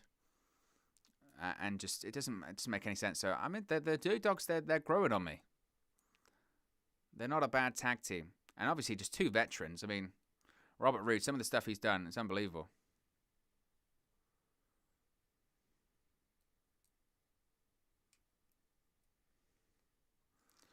Ziggler gone for a famouser. Oh, Mysterio kicks out. That was close. Bradley says, check me out KG's 5 things. I hosted the last 2 for him.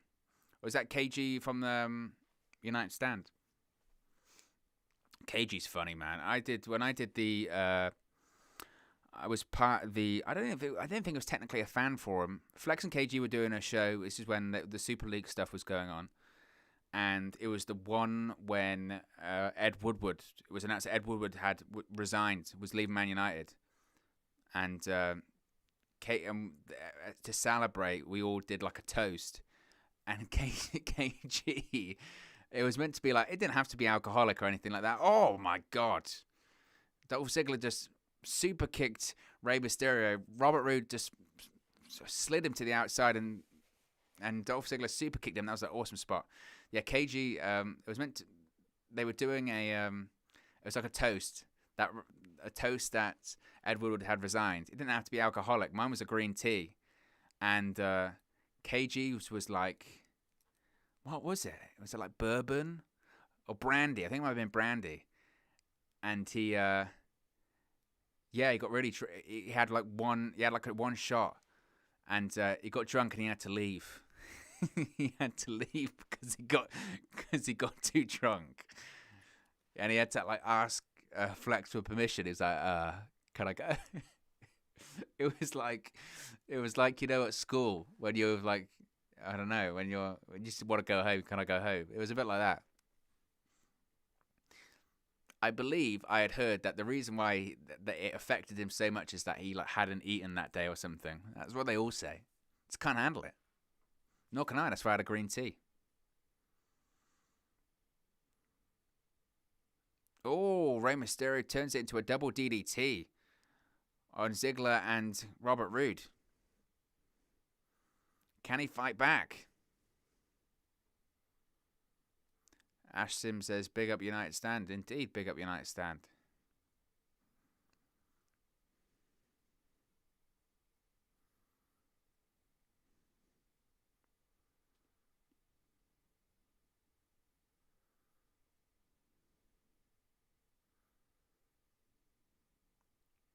Ray lands on his feet. Oh, sends Ziggler into the ring post.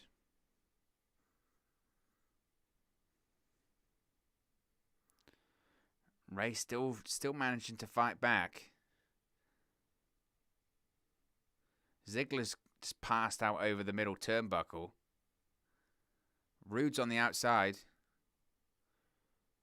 And here comes Dominik. This is what I was saying before. I felt like Dominik would come back out. I think what they might do is Dominik comes out and takes the pinfall because he was injured. Or maybe he turns on his dad. Or their father and son still get the victory.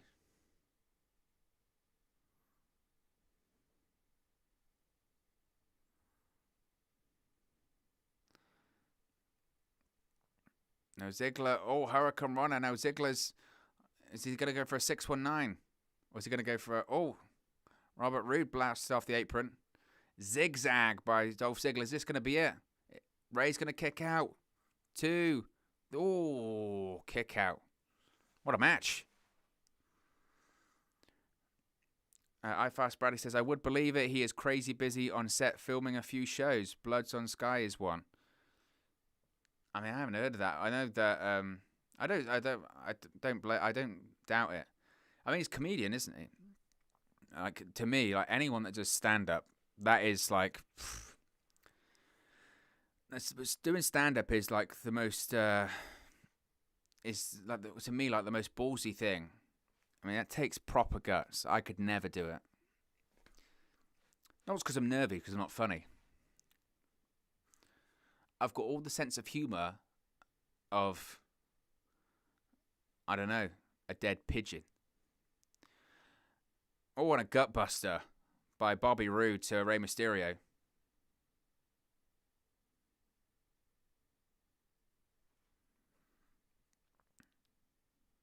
Rey Mysterio's still selling the effects. Dominik Mysterio's still on the apron.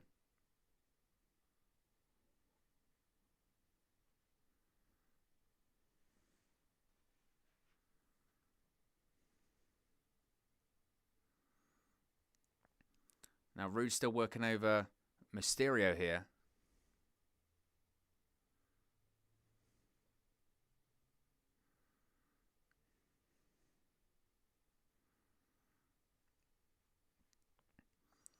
Roode's got Mysterio up on the shoulders. Looks like he's planning something. He's going all the way to the top rope. He's on the second rope now. Mysterio on the shoulders of Roode. What's he planning?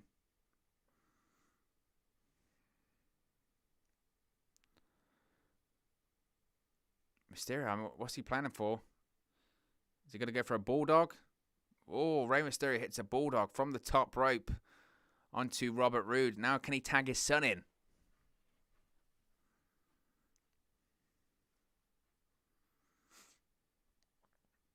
Is he going to tag Dominik into the match?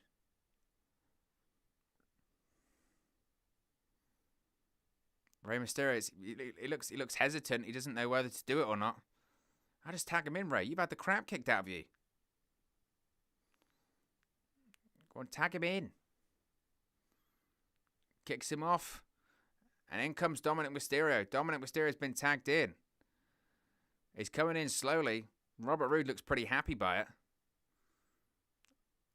And Dominik Mysterio now is going to try and go off adrenaline, it looks like. Oh, we've got a million camera cuts. I'm already getting dizzy. Oh, spine buster by Robert Roode.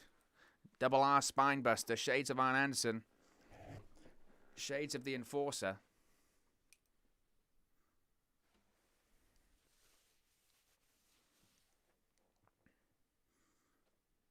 We're seeing a replay of the spine buster here.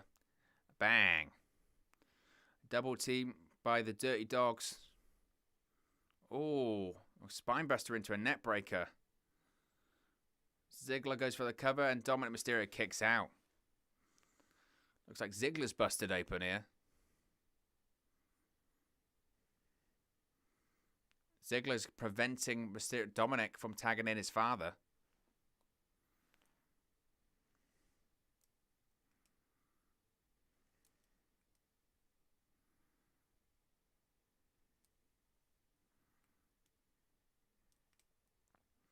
Ziggler, just throws Dominik into the ring post.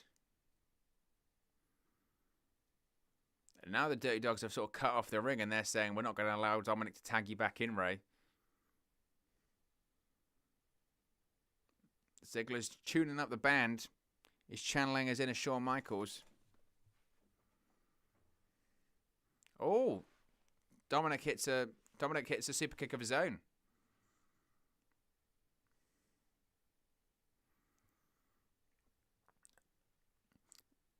Dwayne Bearpaw says R.I.P. New Jack. Exactly.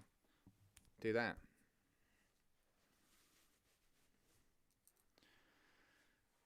So it looks like Dominik's going to try and get to the corner and make a tag.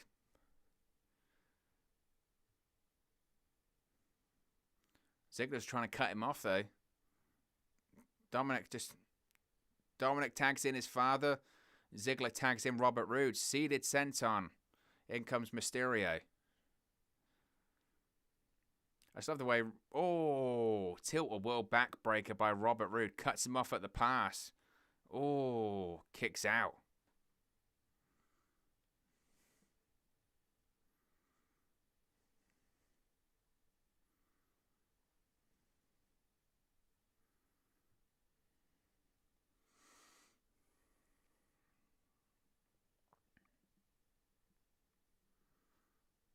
See the replay of the tilt-wheel backbreaker by Robert Roode there.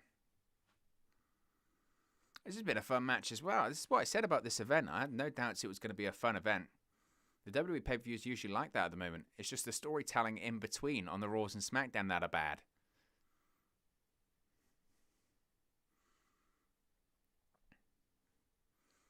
Roode's going to go for a powerbomb.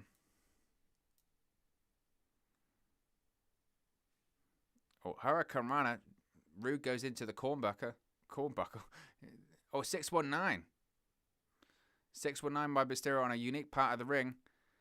Is he going to tag in Dominik Mysterio once again?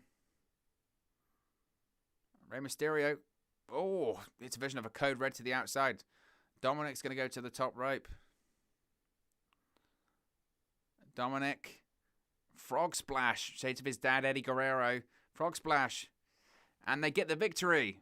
Dominik and Rey Mysterio get the victory. The first ever father and son tag team. Rey and Dominik Mysterio win. We have new tag team champions. Just get the pen out my mouth. Father and son tag team champions. Despite the injury as well.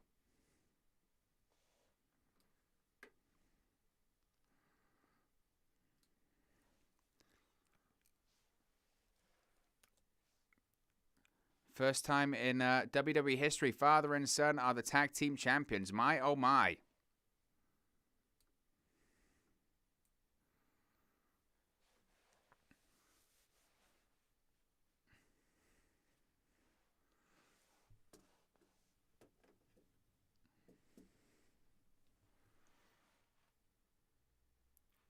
was a fun execution of the match. It was a good match, to be honest.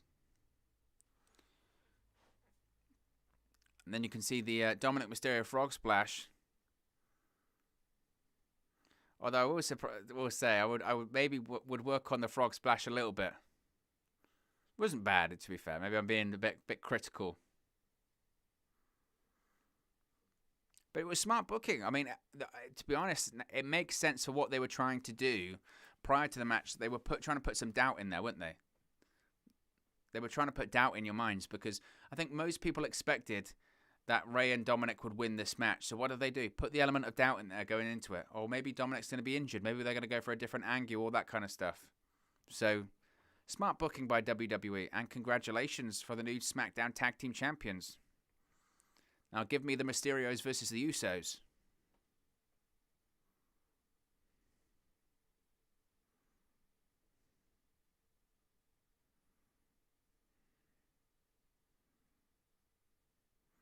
Fair play to Rey Mysterio. I mean, Rey Mysterio. I mean, he was on WCW Nitro in the day, man, and now 2021 he's tag team champion with his son. How awesome is that? And Rey Mysterio worked the majority of the match. How awesome is that?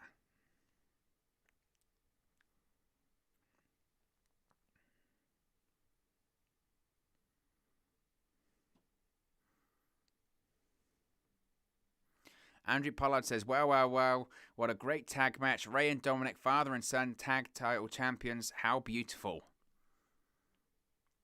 It's pretty awesome to see. It really was. Bradley, he's not even trying now. He's just sort of trying tongue twisters and then putting a dirty word at the end of it. You scoundrel.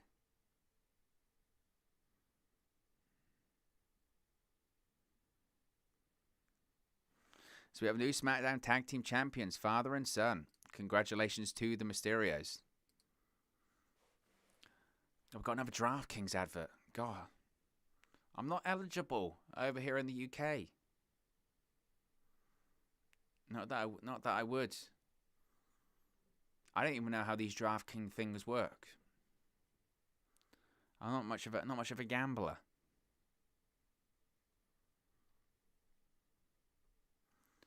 And also as well, I mean, I will be honest. Back in the day when I was younger, me and my friends used to go on a Sky Bet, do a bit of WWE betting. But in reality, I suppose, I mean, if you're betting on something that is predetermined, you're asking for trouble, aren't you? You are asking for trouble if you're betting on something that's predetermined. It's like betting on the finale of Breaking Bad if Walter White dies or not. Spoiler. Asim says, hope they have a good long reign. I love a good long reign. Yeah, he doesn't.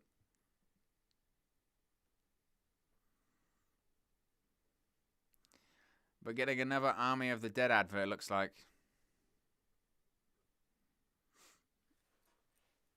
Of course, Army of the Dead was directed by Zack Snyder. Did Justice League. I will say though, Zack Snyder's Justice League, I very much enjoyed it. 4 hours, but I very much enjoyed it. Far better than the 2-hour original Justice League, the Joss Whedon cut, which was horrendous. The Zack Snyder version was far, far better. Restore the Snyderverse.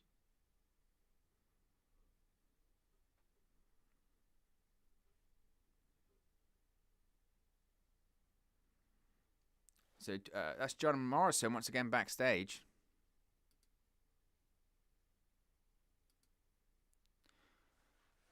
Johnny Drip Drip is... Oh, no, it is going to be... The Lumberjacks are zombies. Oh, God. John Morrison's backstage. He's knocked on the door of the Lumberjacks and they are zombies. Oh, for God's sake. So the Lumberjacks are legitimately zombies. Oh, for goodness. Now we're going to a Roman Reigns interview. I hope they knock on the door and the same thing happens, to be honest. I hope zombies come out. I mean, what are we doing here? It's actual zombies. I'm more entertained by Ash Sims and Ifasa Bradley in the chat.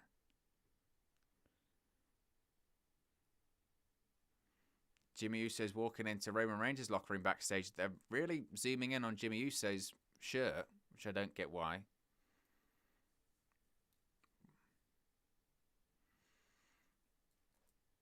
There's Jey Uso, his twin brother.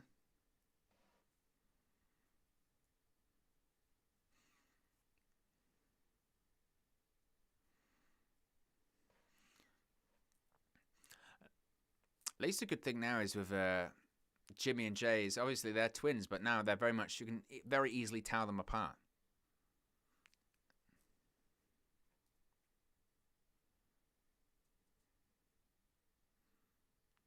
Jimmy Uso's trying to convince his brother to join him once they're going to be tag team champions.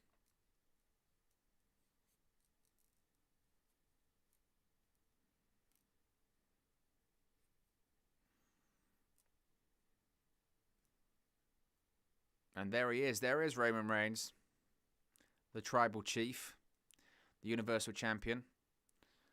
The Bloodline is chatting backstage. Jimmy Uso says, good luck to Roman Reigns.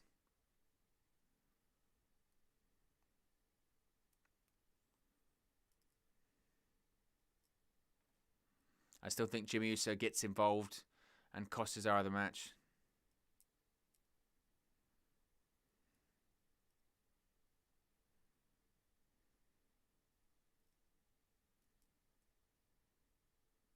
So John Morrison's telling the Miz that the Lumberjacks are zombies. I mean, this is really a thing.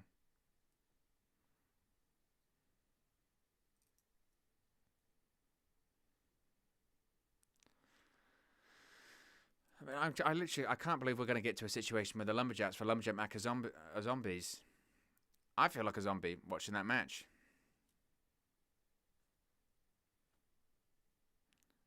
Oh, for God's sake, here come the zombies again.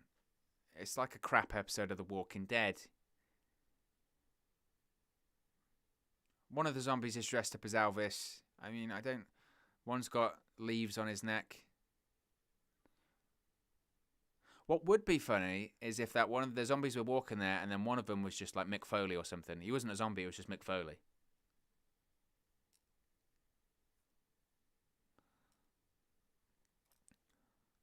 I mean, I don't...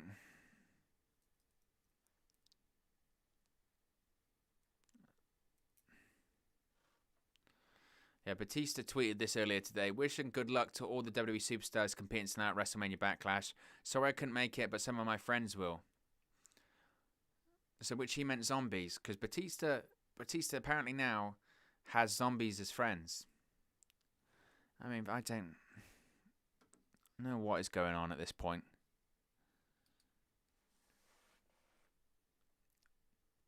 But here comes The Miz.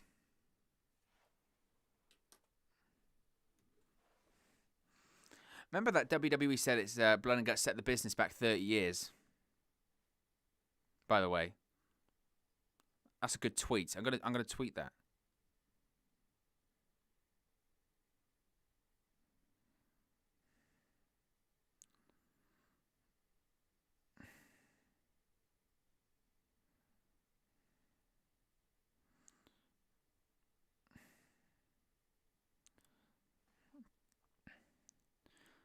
Blood and Guts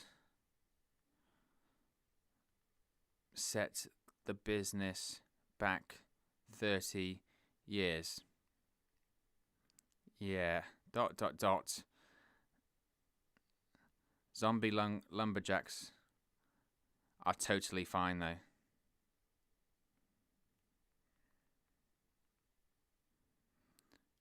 Hashtag WWE. Hashtag WrestleMania Backlash. That is, you're literally seeing how I normally tweet. I have to read it out loud. I'm that stupid.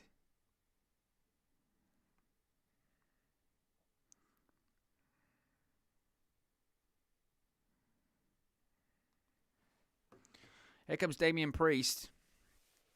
His entrance is so badass. The Archer of Infamy. There was rumours that Damian Priest is in line for a big push on Monday Night Raw.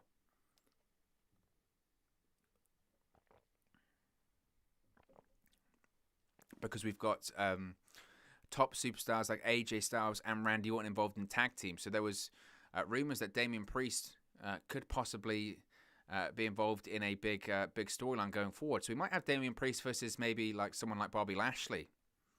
That would certainly be interesting.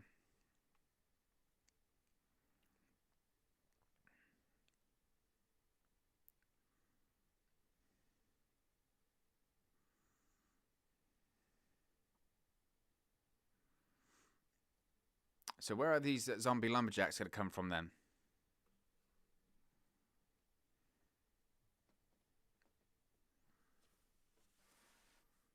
Oh god, here come the zombies.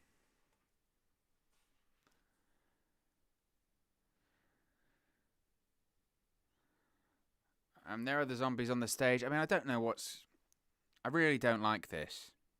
I really don't like this. There's Zombie Elvis.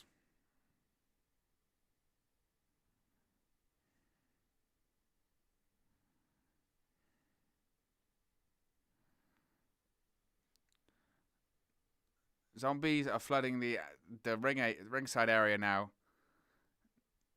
And the announcers are running away because there was a zombie under the desk that apparently wasn't there a minute ago. What is going on?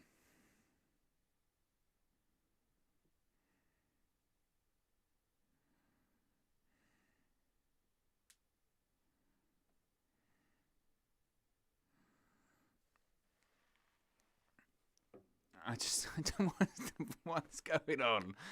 I mean, we got... So the announcers have left ringside because they're scared of the zombies.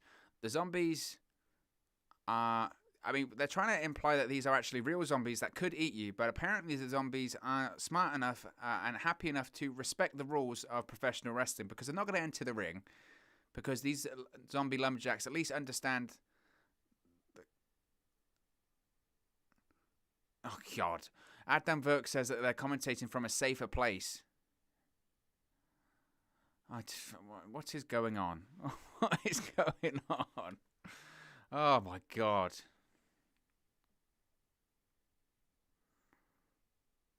Miz is looking at Zombie Elvis.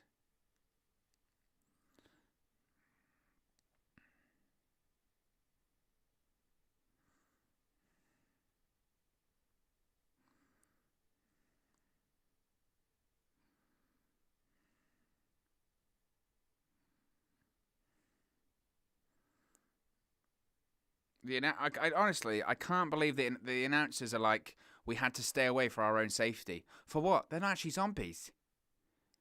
Are we? I mean, genuinely, are we meant to be living in a reality here where these zombies are real? But yet the guys, the cameramen are fine, which we can see on camera that the cameramen at ringside, they're fine. Apparently the zombies can't see the cameramen. I mean, what is going on? Oh my God.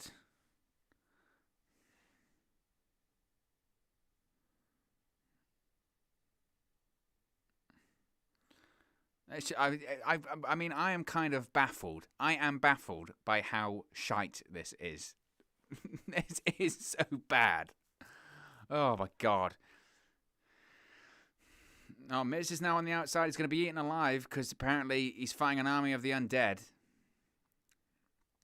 Miz crawled under the ring. Don't go under there because you might have zombie. I don't know. Think of a famous celebrity under there. And a big clothesline by Damian Priest. Oh, God, I mean, this is so bad. Oh, my goodness. I mean, this does worse for the movie. Nobody's going to want to see the Army of the Dead now. If you're a WWE fan, I'm not going to see that movie. Why would I want to see that? It's awful.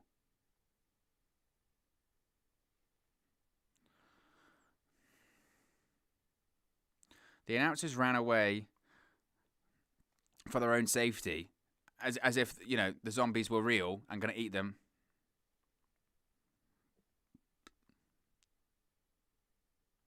Because zombies are real.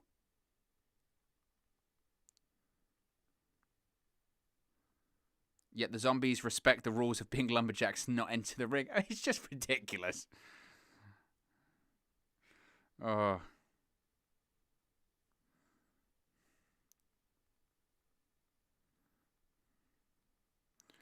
That don't enter the ring.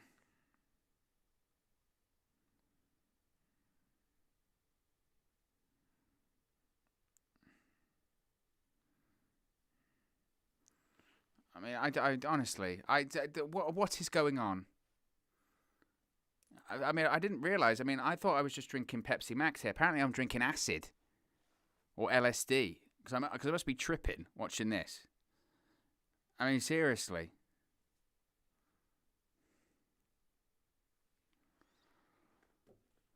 Just, I Fasted Bradley says, I'll be transparent here. I haven't watched wrestling in 20 years. The last time I watched, I remember there was a guy who wore black trousers and used a kendo stick, but I can't remember his name. Steve Blackman was his name. And that isn't one of I Fasted Bradley's names. Dave Mosden says, I feel like I'm Back to the Future, having been thrust in the middle of some warped Halloween Havoc main events. It's the Dungeon of Dooms come to life, I guess. I don't know what's going on. This is just the worst thing. Damian Priest and The Miz are now fighting the zombies. I mean, I don't know. But I could already see, though, that people will be trying to spin this, going, yeah, but WWE, see that? The fact that you're talking about them, they're trying to make... I mean, Damian Priest is just trying to fight the zombie. He's got spit flying out of his mouth. And Damian Priest with a kick to the face.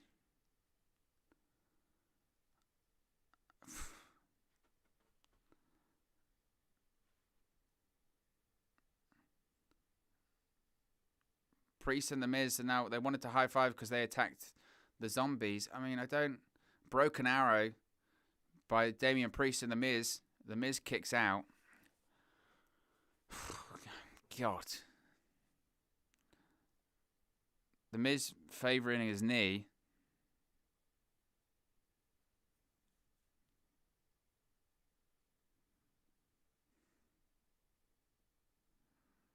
Well, here comes Johnny Drip Drip. Here comes John Morrison, who ran between the zombies. John Morrison, nice kick to the head. Running knee by the Miz. Is this going to be it?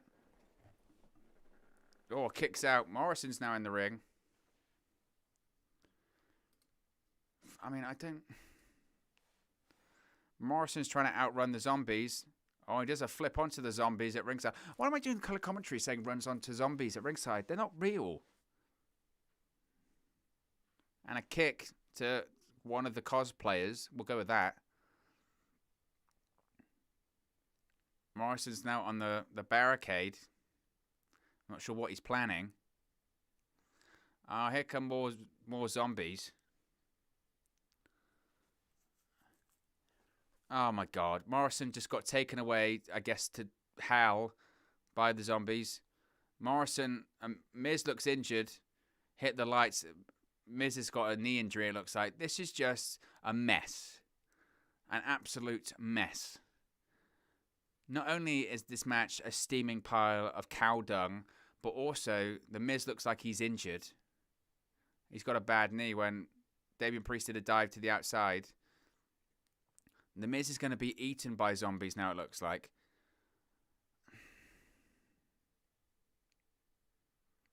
I mean, honestly. What are we doing here? The Miz, on pay-per-view, just got eaten alive. And then, Damian Priest has just done the big arrow thing, and it says Army of the Dead. I mean, I don't want to watch... I never want to watch the film now.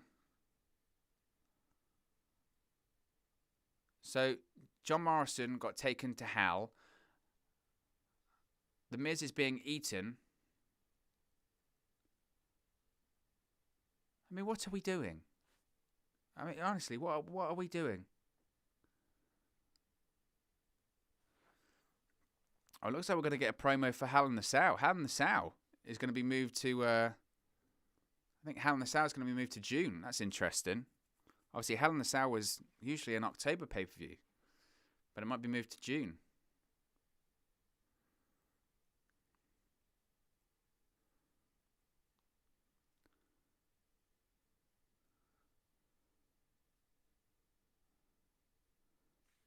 But there we go. Hell in the Cell is going to be moving to June, I guess. Honestly, I'm still in shock by how bad that was.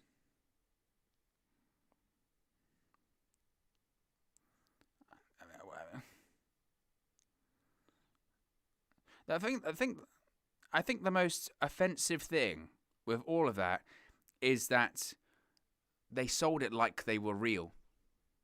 They sold it like it was real. That's the most offensive thing out of all of that, is they sold it like they were real zombies. If they sold it as, why are these guys dressed as zombies, and just sort of beat the crap out of them, that would have been one thing. But they played it as if it was real.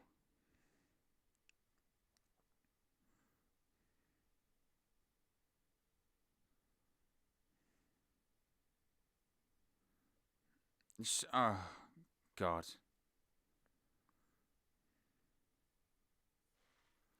I mean, to be honest, if they wanted to promote the film, they did not do a good job, because that's made, I think, a lot of pro wrestling fans not want to see that film. Ever.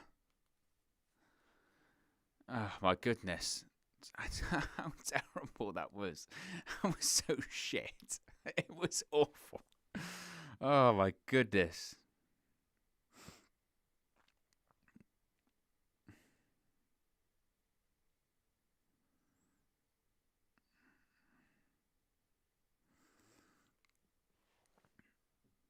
I can't believe they had the zombies on there. I Faster Bradley says, do I remember Steve Blackman beat The Rock like twice? I don't know. One of the most famous things he did is he sent Shane McMahon falling off the Titantron at SummerSlam 2000. That was awesome. Ash Sims says, at least this show can't get worse. Andrew Pollard says, the only good thing about the Zombie Jack match is that it finally ended. Jimmy Uso is talking smack to his brother once again backstage. I mean, they should all be careful. There are zombies floating around.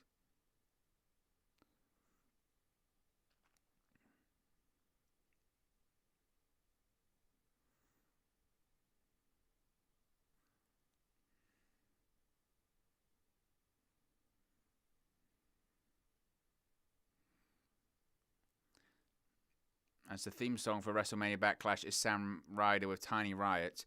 I think, to be honest, social media is doing a bit of a tiny riot right now after watching that zombie thing. Because I'm still honestly, I'm at a loss for words. I'm genuinely at a loss for words after watching that. It looks like next we're going to have the SmackDown Women's Championship. But, I mean, what did we watch?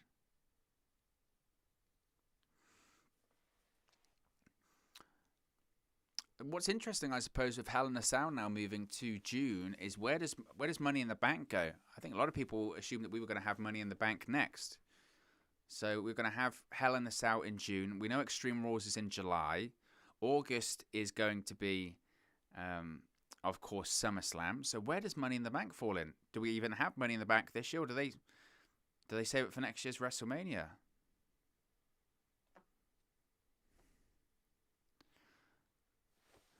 Ash Sims says, can't wait for Dave Meltzer to give a 5-star rating.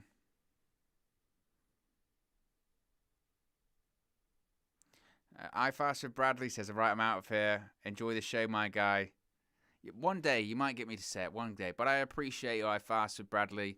Enjoy yourself. Thanks for dropping by once again. Always a lot of fun here at WrestleNews 365 when I Fast with Bradley shows up. If you are new to the channel, guys, be sure to subscribe. Bottom right-hand corner, smash a like on the like button. Let's do a quick subscriber check, see where we're at tonight. Let's set a goal. We're 3,549. We are one subscriber away from 3,550. I'm going to set myself a really grand goal tonight. 3,550. That's what we're looking for. We're looking for one more subscriber. So if you haven't already, please subscribe. Bottom right-hand corner. I mean, we were aiming for 3,500 last time. We're already on 3,500 and nearly 50. So everyone that has subscribed to it this weekend, I really do appreciate it. So if you are new, be sure to subscribe. Bottom right-hand corner. Smash a like on the like button to really just help us out here on YouTube, get up rankings, get into people's recommendation feeds, and of course, super chats are open as well. If you do want to contribute to the channel, click the $sign. It's the best way to support the channel, and it's very much appreciated.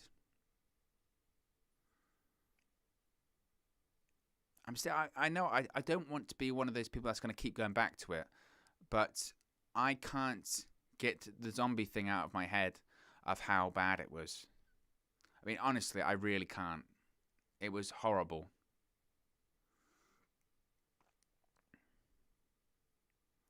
Like what was it?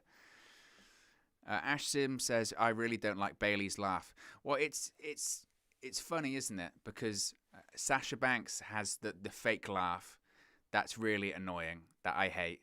And it looks like Bayley's doing the same thing. Bayley's got a really annoying, horrible laugh now as well.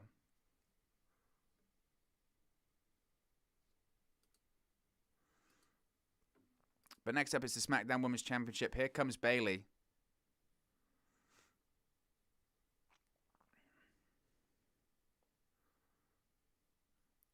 I think this one is relatively straightforward. We expect Sasha Banks. We expect Bianca Belair to retain tonight.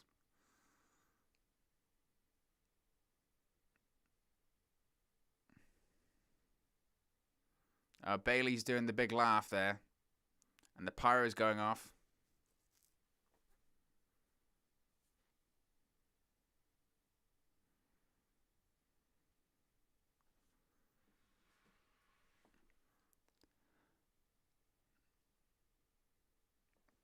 The question, I suppose, now is, does Sasha Banks return tonight? Sasha Banks returning is a possibility, I think.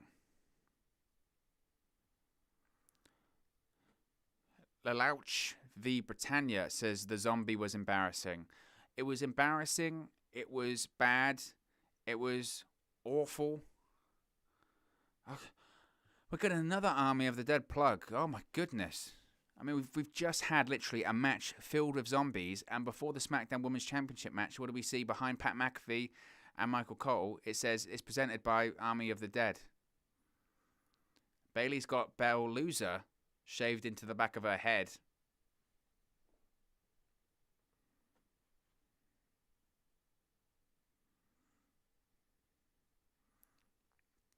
But here comes Bianca Belair.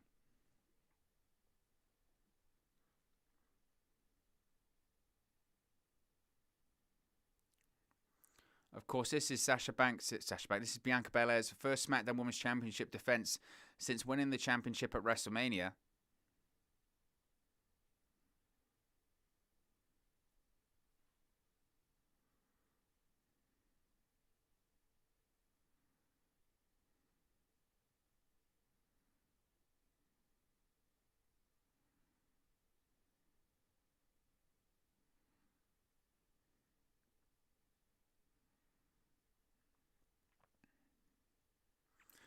Louch v Britannia says, imagine if AEW or Impact did this, the outrage, etc. I mean, you know, it's funny you mention that. It's funny you mention that because I had a sort of a similar thought just a second ago. I thought because Impact, in fairness, Impact has done some really off-the-wall stuff over the course of the last 12 months, whether it was Wrestle House or I Shot, Who Shot, Johnny Bravo and all that kind of stuff. And that got criticised, but then a lot of people said they really liked it.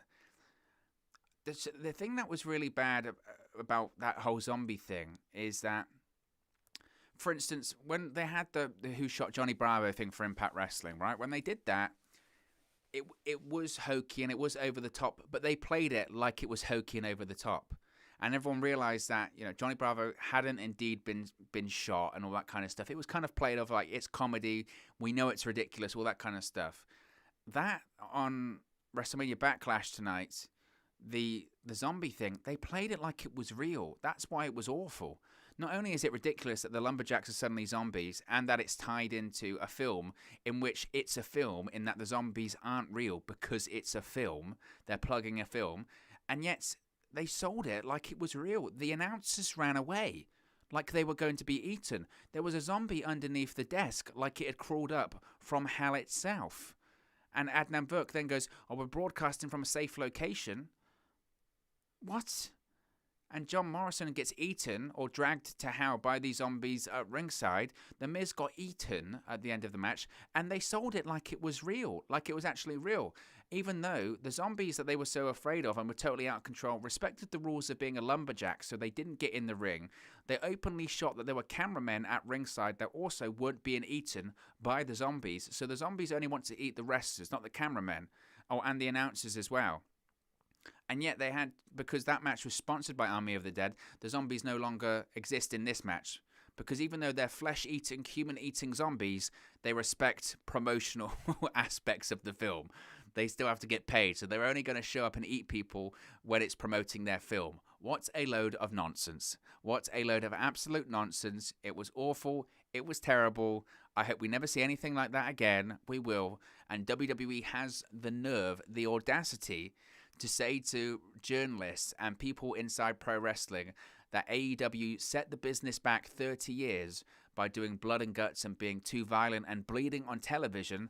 That set the business back 30 years, set it back to even before it even existed, because it came out, slapped fans and viewers in the face and said, this is an entertainment crappy television show in which people think zombies are real and exist. What a load of rubbish.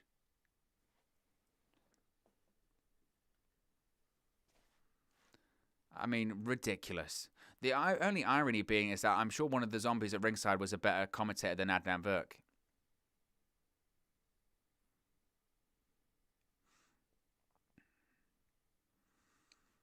So Bianca Belair and Bayley are tied up in this one.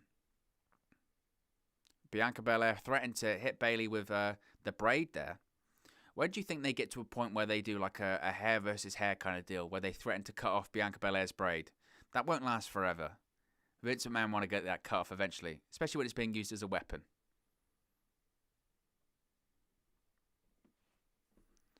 Roll through by Belair. Bayley kicks out. Bianca Belair is now on the second rope and taunting. Oh, a beautiful backflip and a drop kick by Bianca Belair. What's amazing about Bianca Belair is that she actually makes her own gear. She does. At home she makes her own gear. It's amazing. Ash Sim says, yeah, WWE are serious about the zombies. Can't wait to see them on Raw. Well, they're going to be the next Raw Tag Team Champions, probably. Lil Ouch v Britannia says, The Miz was apparently eaten, but I bet you will see him on Raw on Monday. To be honest, I would love to see just the dirt sheet tomorrow, and it's just a pile of bones. Because they were eating alive on pay-per-view. WWE, they don't want to, they're totally PG. WWE totally PG, and you're not allowed to bleed on the show. What you are allowed to see, though, is cannibalism. In that the undead, the army of the woken dead, are allowed to eat people. But blood and guts, a little bit of bleeding, and use of weapons, that's too far. But eating people is totally fine. Can you imagine, by the way? Can you imagine if they tried that in front of a live crowd? Oh my goodness. You'd have had like a riot on your hands. That would be the people you'd have to be worried about, not the army of the dead. You'd have to be worried about the fans in attendance. You'd have stuff thrown at you.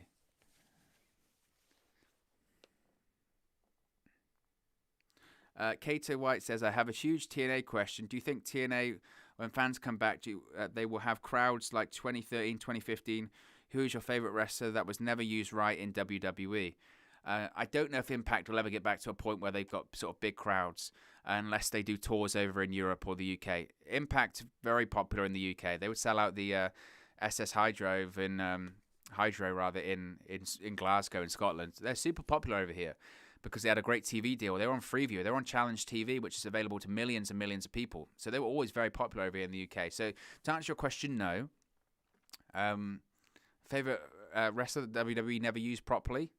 I mean, you could technically say people like Kenny Omega. He was in WWE Developmental. He was never used properly.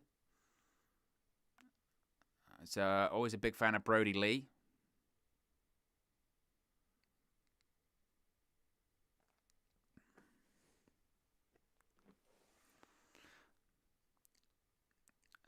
Bayley just threw Bianca Belair into the corner there.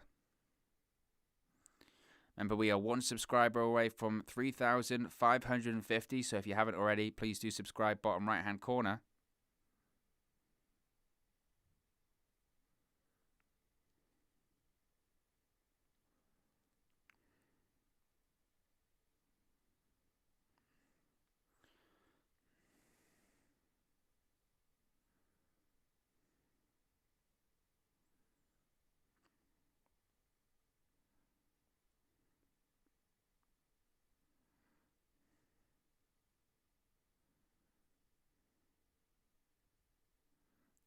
It's so annoying. I posted that tweet saying about they're saying AEW blood and guts, like they would it set the business back 30 years. And some of the responses you get from people on social media, like someone's just said, if you don't like the product, don't watch. It's not that I don't like the product. I didn't like that match. I don't think anyone liked that match. So this is the thing, is that I don't understand why people don't think you're not allowed to criticize stuff. You can criticize stuff and still like the product. Constructive criticism is a thing. It still does exist. I can watch, and you can watch that Zombies match and go, that match was a bunch of bull. That was terrible. Who on earth would watch that? That was terrible. It doesn't mean I hate WWE. I really enjoyed every single match up to that match. It's been a very good show so far. You know, some people get so angry in the sense that, you're trying to poo-poo on the product and all that kind of stuff. No. You're allowed to say if you don't like stuff in the same way that if you like stuff, you can say it. And it's not an AEW thing or a WWE thing. It's just a case of pointing out hypocrisy. Some people. Lelouch v Britannia says, cool, I just subbed. I appreciate that, my friend. So that must mean that we are on 3,550. Let's do a check. There we go, 3,550. Appreciate that. Oh, what was that there? Nearly rolled through there. Not sure what was going on.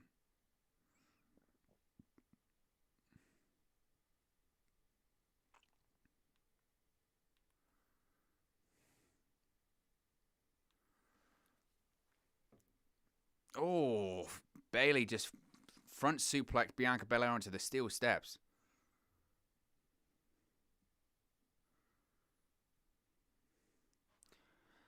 Ash Sim says, wrestling Twitter can really be quite crap. I mean, it's not in the sense that it can be, crap. Oh, Bayley just hits a suplex to Bianca Belair on the outside.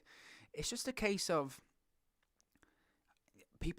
they can be so tribal, and it's so unnecessary to people be tribal. You can like everything, and you can also, you can be a fan of pro wrestling, and that's what I like to think I am, and I think that's what people that subscribe or watch any of the videos, that we're fans of pro wrestling. And like I always say on this channel, it's just about opinion. It's just about opinion, that you can like what you like and you can like what you don't like. It's just, I think it's the worst response when people say stuff like that. When you point out that stuff isn't good and they go, well, don't watch then. Well, I want to watch. I'm a fan of wrestling. It's like you wouldn't watch a football match and go, oh, that match is rubbish, and then go, oh, why'd you watch then? Well, I don't know, because I paid for the right. I paid for the WWE Network. I'm within my right to watch it and say whether I like it or not. It's such a ludicrous argument when people say that. Remember, like, a couple of weeks ago when UFC had that event in Jacksonville that had all those fans there.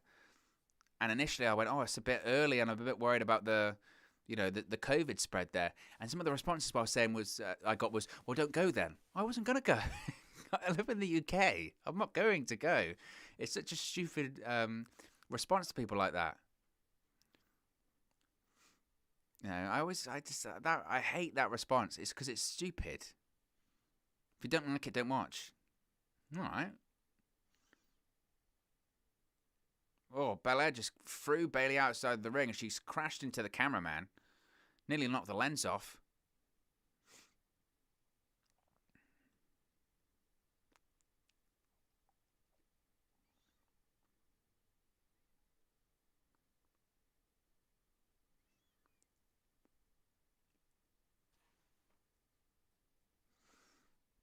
They're showing the replay. Bayley covered Belair, and she just threw her to the outside of the ring.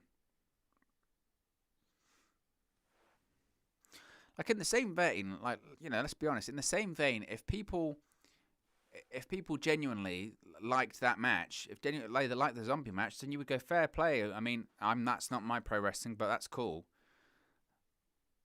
But, in the same vein, if they criticize something, like, my response wouldn't be, well, don't watch it then. You'd be like, all right.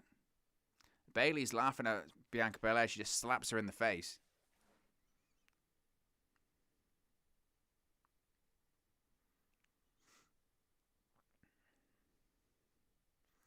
So what matches have we got left after this? We've got just the 2 World Championship matches left. Oh, we've got the million camera cuts coming as Bianca Belair's flying off on Bayley.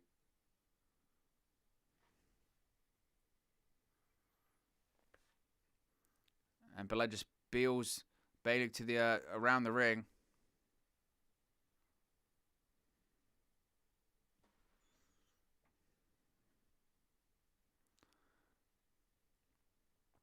Bayley whips Bianca Belair into the corner. Belair floats over. Ooh. And Bayley just goes right for the lower back of Bianca Belair. I think I'm just going to have to try and move on from the...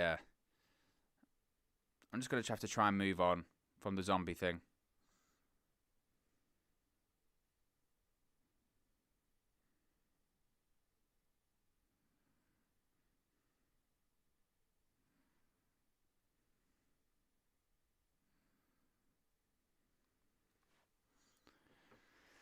But Bianca Belair hit a spinebuster on Bayley. We're going to try and recover here, folks. We're going to try and recover and focus on this match, because I have been doing these 2 competitors credit, and I've been not paying loads of attention to the match because I'm still simmering. I'm still simmering over the zombie stuff.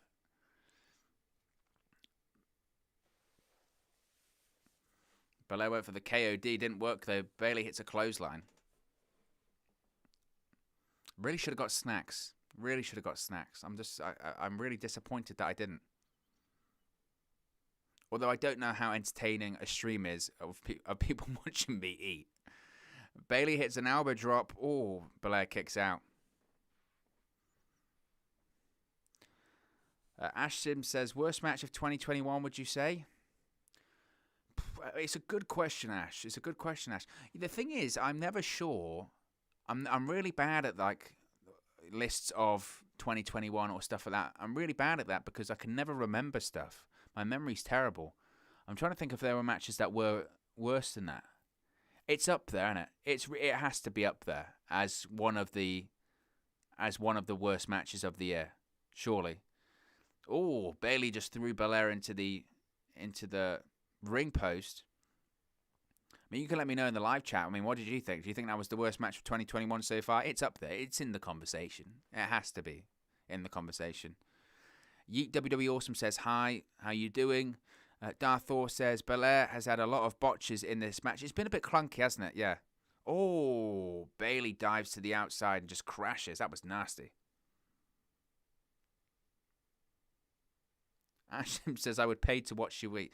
I'm not sure you're coming at this from the right point of view, Ash. Belair's just thrown Bayley into... It's taken a weird turn tonight's stream.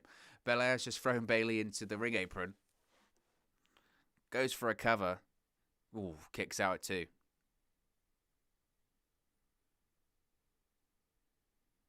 We see the replay of Bayley. She just literally dives and just crashes on the floor. It's a nasty, nasty, nasty dive. Not as nasty as the zombies. That was... The thing is, I'm going to have nightmares about the zombies tonight. Not in the sense that the zombies were scary. I'm going to have a nightmare that I actually had to sit through and watch it. Oh, Bayley had her feet on the ropes there. Nearly pinned Belair. Oh, Bayley grabs the rope once again. Referee catches her this time. Well, here's one, Ash. If you said you would pay to watch me eat, would you rather pay to watch me eat or watch the zombie thing? Weigh it up. I'll gladly eat a bag of Doritos instead of having to do that zombie stuff again. Or any other crisp, if any other advertisers are watching, you know. I'll happily eat those. Get a sponsor going for the stream. Belair's going to throw Bayley into the ring ropes. Oh, right to the eye. Right to the eye.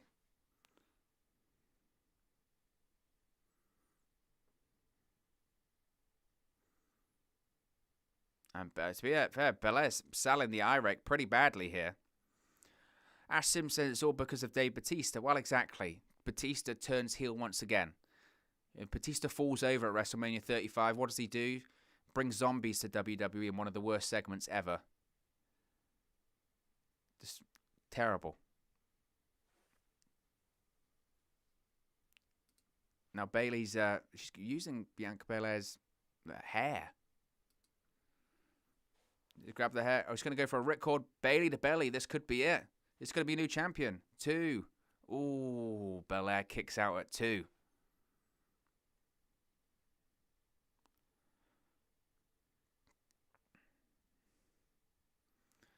Belair's going for a major sour at the moment. I mean, she's got tears in her eyes.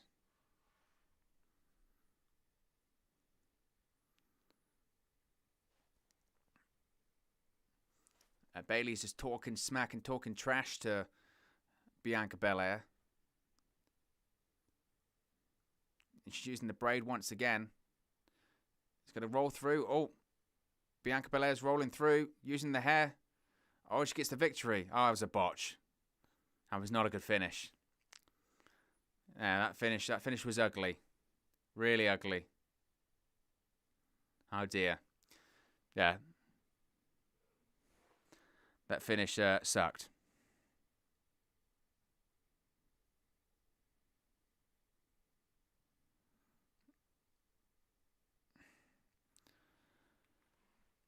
I'm not sure what that finish was. Whatever it was, it did not go completely to plan. And there was a couple of times in that match where it did feel a bit botch like, didn't it? Bayley's complaining to Michael Cole.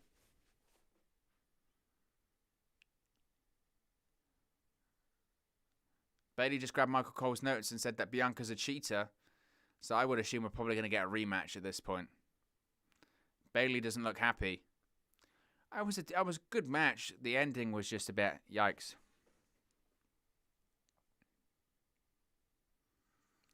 But Bianca Belair gets the victory. Still selling the effects of the rake to the eye. So her first title defense is successful because she cheated. What are those top baby faces?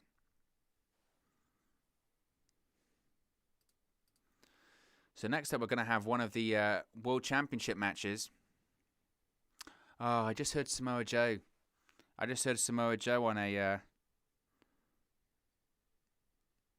just heard Samoa Joe on the Peacock advert. What a shame.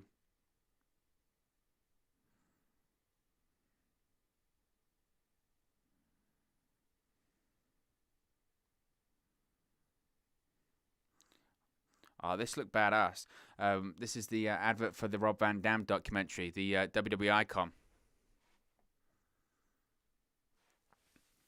I haven't watched this yet, the Rob Van Dam documentary. I really do, though. I might watch it.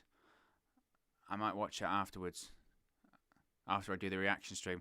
The problem is, this will probably finish at like 2:30, maybe. So the reaction stream will be about 45 minutes. Oh, who knows? Maybe. Andrew Pollard says, "Eek, that was a sloppy-ass finish. Bayley's going to want a rematch, and I don't blame her." Ash Sims says, "I hope Reigns vs. Cesaro is the main event." I think it probably will be. Unless they're switching the WWE Championship. If the WWE Championship is the main event, I would think that means they're going to switch the title, which I hope isn't the case. So Kevin Patrick is doing a backstage interview with MVP.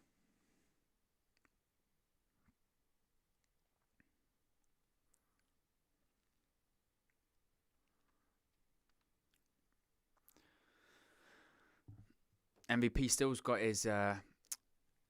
got his necklace that says the Hurt Business on there. I mean, I know they say that Bobby Lashley and MVP technically are the Hurt Business, but it's not the Hurt Business, so is it?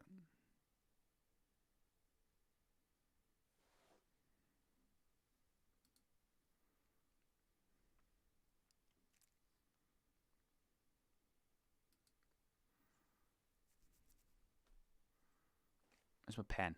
So, yeah. MVP said he's not concerned about Bobby Lashley tonight. Lashley's going to do fine and he's going to retain his WWE Championship. Excited to watch the RVD documentary though later. That should be a lot of fun.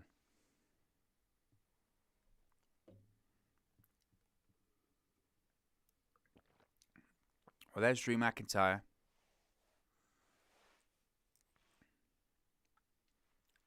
So it's the WWE Championship match is going to be next. So it is going to be Reigns versus Cesaro main eventing.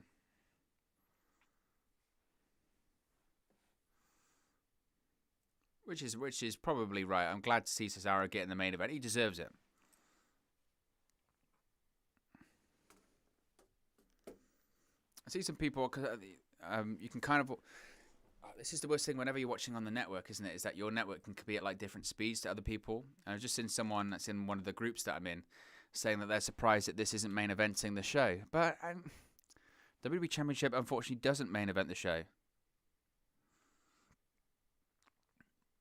I will say though, and I said this going into it, is that it's been a good show. Apart from the zombie stuff, which we'll never talk about again. It's like Voldemort, he will not be named. That zombie stuff will never be talked about again. Because if anyone ever talks about it to my face, I mean, I might just push them over.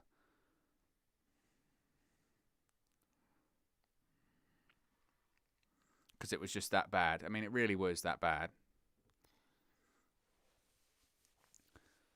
Ash Sim says, "I feel so bad for Shelton and Cedric, knowing that they won't be utilised correctly." I mean, they're not already, because they've been split up. And you have to remember what Shelton Benjamin was doing. Oh, to be honest, what he wasn't doing on SmackDown. You remember Shelton Benjamin, what he was doing on SmackDown? He was a tag team partner with Gable for a little bit. Then they split up. Then Shelton Benjamin kept doing these promos where they would ask Shelton Benjamin a question backstage, and then he would pull a funny face and sort of look up like that and not say anything. Then he started taking the mick out of Chad Gable for being short because he's like 5 foot something, right? That's a storyline. And it was awful. It was awful. It's right up there with the zombies.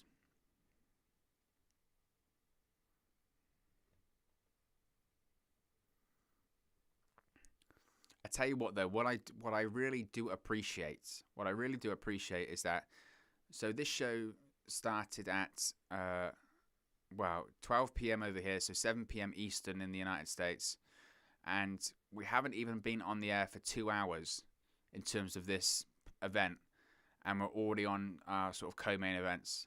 That's what I like to see. I don't need to have, and I don't think anyone really wants to see pay-per-views that are going 4 or 5 hours or anything like that. 2.5 to 3 is perfectly fine. Even 3 for me is like, ugh. Like, in fairness to Impact last night, it was 3 hours, but it flew pretty quickly. They had good pacing.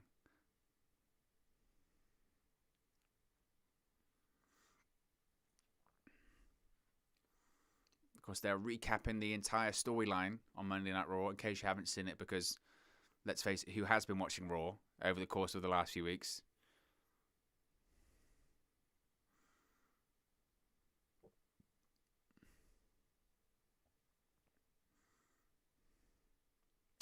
What was the deal in the end with Mace and T-Bar?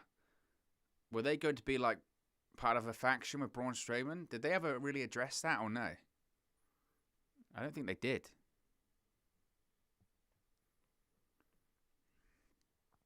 Ash Sims says, do you think they will do 2 nights of SummerSlam? No.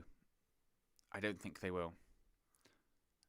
I don't even think they're doing 2 nights of WrestleMania next year, which I would prefer that they do, but I don't think they will. I did just see on social media that whilst Hell in a Cell is going to be in June, that they announced, obviously, Hell in a Cell is going to be next month, it's being reported online that Money in the Bank will be in July. It won't be Extreme Rules, it'll be Money in the Bank in July, and that will be the first pay-per-view event to be in front of fans as WWE returns to touring. So there you go. That's going to be very exciting. But here comes Drew McIntyre. As the WWE Championship is on the line, McIntyre puts a sword in the floor and fire is popping out all over the face.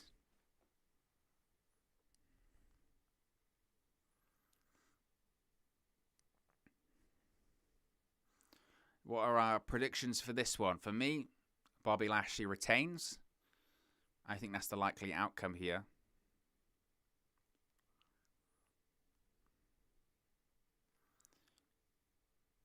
I think the only reason this was changed into a triple threat match is because WWE doesn't want to have Drew McIntyre being pinned or defeated in 2 consecutive matches like he was at WrestleMania and like he will be tonight at WrestleMania Backlash. So I think that Strowman was added in because Strowman is going to be taking the pinfall tonight, and that pinfall is going to be from Bobby Lashley as he retains the WWE Championship.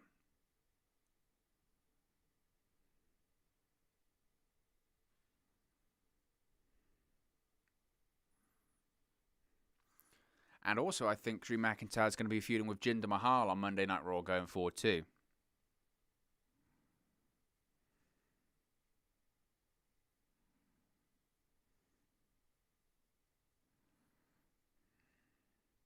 They've got a weird piped-in Drew chant.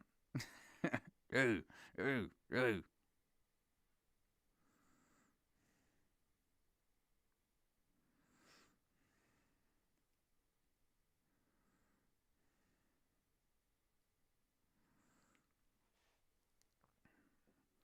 Here comes Choo Choo Strowman.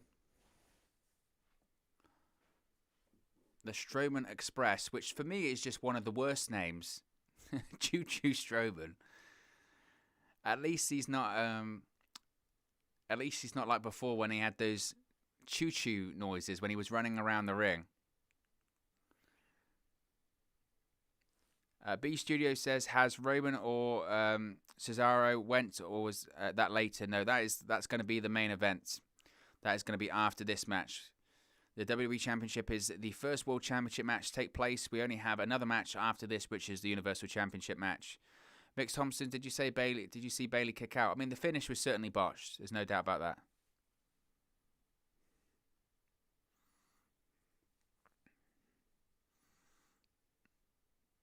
I mean, no doubt that Braun Strowman's in pretty unbelievable shape, isn't he? If you look at Braun Strowman in comparison to when he first came in to WWE or the main roster, obviously he was a big guy, he was a powerlifter, but now he's absolutely ginormous.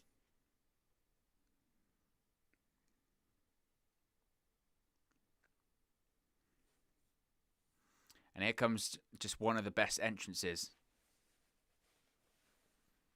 I love this entrance by Bobby Lashley. It's so good. You have the pyro, then you have the entrance video of him just destroying people, and then you have the badass music. Dun, dun, dun, dun.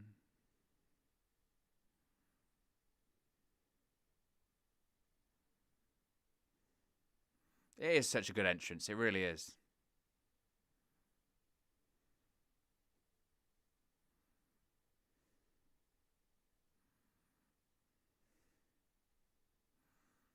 What's cool as well is obviously MVP's got a knee injury, so that is legitimately why he walks with a cane. But he just looks even cooler walking with a cane anyway. It's such a great addition.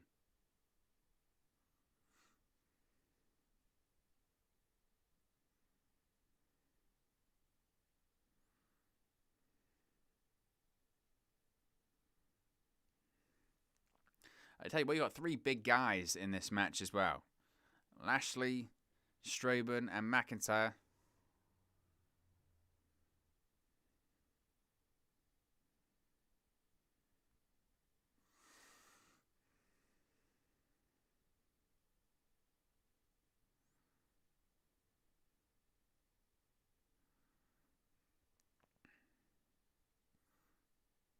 There's Bobby Lashley as his pyro goes off. Ash Sim says, I think Cameron Grimes would really fit main roster Raw. Well, he's going to be continuing his segments with the $1 Million Man Ted DiBiase, because Ted DiBiase is going to be on NXT this week. Continuing his Cameron Grimes stuff.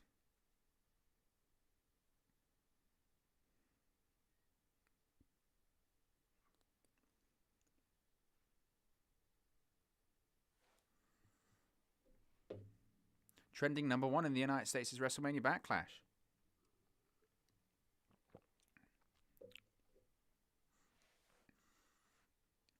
Drew McIntyre looks pretty fired up.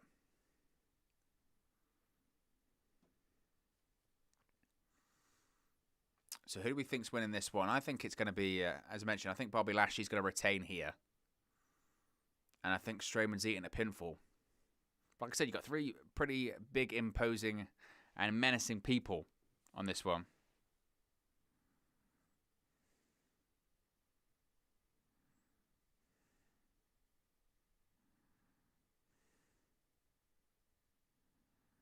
Remember, if you are new to the channel, be sure to subscribe, bottom right hand corner. Smash a like on the like button too. Really does help us out here on YouTube. If you are new to the channel, we do daily videos talking about WWE, AEW, Impact Wrestling, New Japan Pro Wrestling, all things pro wrestling here on the channel. So be sure to subscribe, bottom right hand corner.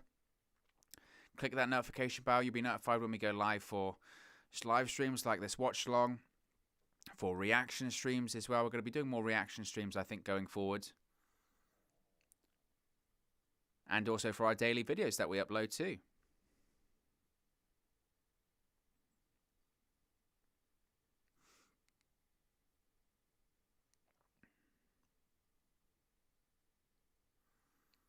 So Bobby Lashley's trying to get an alliance going with Drew McIntyre. Oh, Strowman just runs over McIntyre.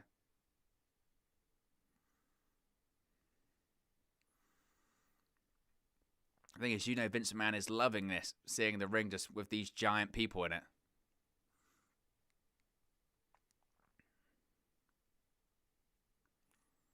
McIntyre just shoved Bobby Lashley out of the way. Now going after Strowman. Lashley just floors Strowman there.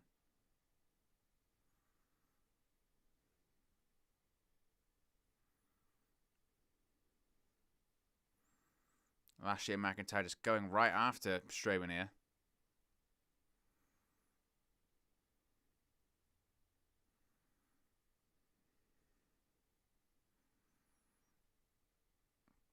It looks like Lashley and McIntyre are going to try and be working together to take out Strowman. Yep, they are. They're working together. Oh my gosh.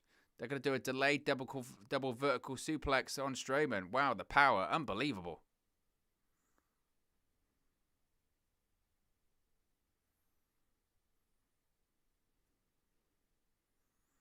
And now here comes Lashley and McIntyre. Now they're squaring off. Oh, belly to belly suplex. Or belly-to-belly throw by McIntyre to Lashley. Oh, and a Glasgow kiss.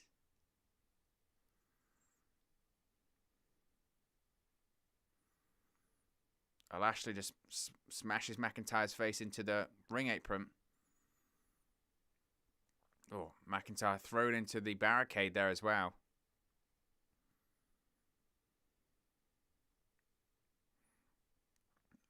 Oh, Lashley just thrown into the ring post there too.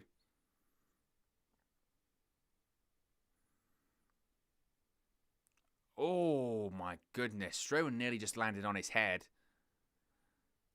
Strowman tried to do a cannonball from the ring apron. He didn't get the rotation. Luckily, McIntyre and Lashley caught him, but he was so close to landing on his head. We'll see the replay. It kind of just tries to do, I guess, a bit of a clothesline, but he sort of rolls over, nearly lands on his head. That was nasty for a second there. But here comes Strowman. Strowman, oh, big choke slam to Bobby Lashley. This could be it. Oh, kicks out at 2.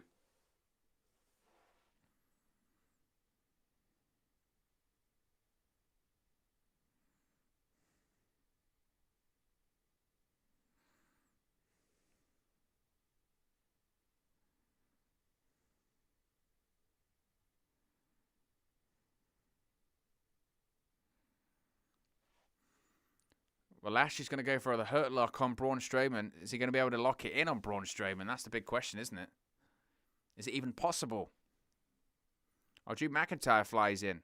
To be fair, I mean, you've got to give WWE credit, is that these triple threat matches tonight so far have been very...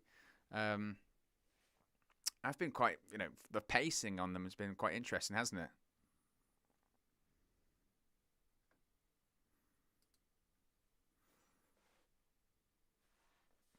Oh, McIntyre with a forearm to the face of Lashley. Well, goes for a clothesline, hits it. McIntyre hits a kip up there. Oh, a nice neck breaker by McIntyre. It's kind of a version of a neck breaker, actually, wasn't it? Man, that was nice.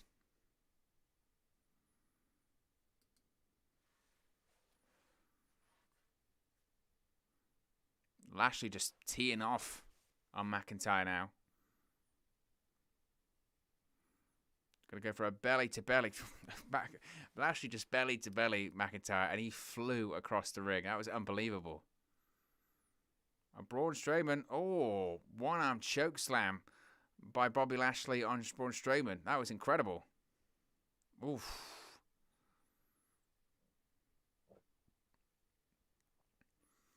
Certainly fun pace into this one so far. See Lashley just throwing Braun Strowman up and down. It's pretty unbelievable, isn't it, realistically? It's pretty incredible to give credit to them. You've got to give credit to them.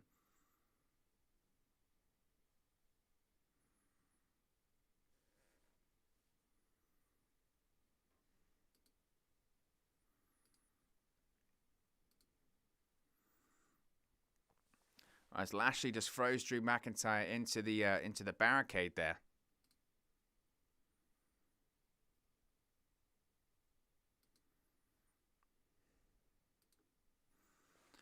Lashley picks up McIntyre on his shoulders. Lashley, oh, gosh. Just throws Drew McIntyre sort of, oh my God. Strowman just smashed Bobby Lashley in the face with steel steps. My God. And again, steel steps to the face of Bobby Lashley. My God. It's been a fun match so far. I've been enjoying this one. I don't know what everyone else is thinking, if they're enjoying this match so far. Certainly it's been pretty interesting, I would say.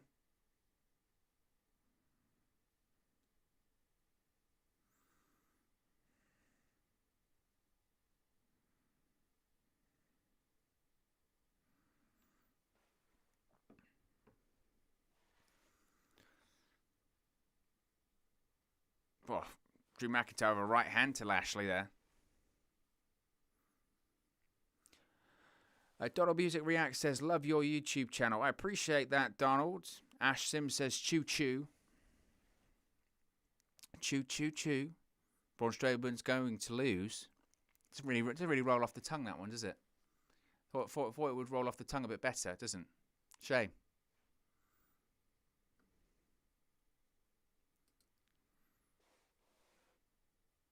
McIntyre now.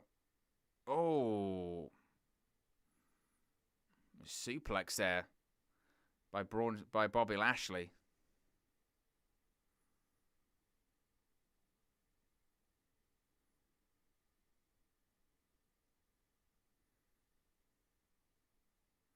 I mean, Bobby Lashley just literally suplexed McIntyre on the stage there.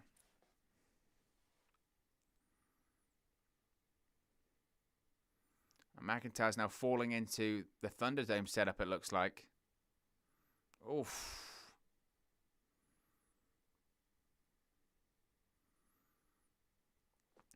Donald Music React says, could Don Callis come to WWE? I think he might have already signed with AEW, to be honest.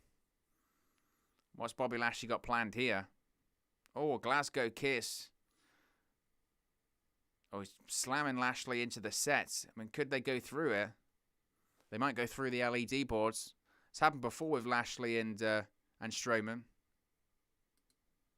Wouldn't be the first time it's happened. Oh my gosh, Lashley's just been thrown through the set. My oh my. So now it's down to McIntyre and Strowman, because Bobby Lashley has disappeared. They're piping in a holy shit chant from the crowd. Maybe Lashley's just gone with the Lashley's just gone in with the zombies. That's where the zombies live.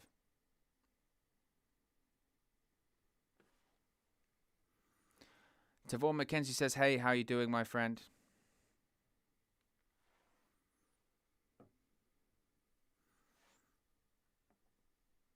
So they're doing a bit of a callback, obviously, to the spot with Lashley and Braun Strowman from 2019, when they did that spot where they went through the set. Well, now Strowman's attacking McIntyre.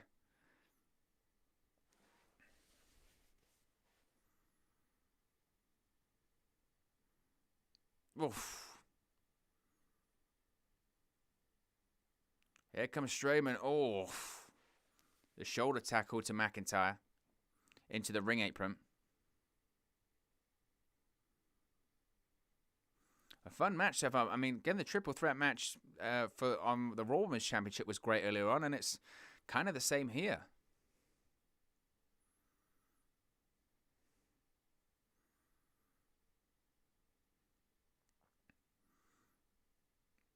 Strowman is sizing up Drew McIntyre. I would suspect possibly the outcome of this one might be that it looks like McIntyre is going to win, and then Lashley comes out nowhere. Oh, a senton by Strowman. Oh, McIntyre just gets his shoulder up.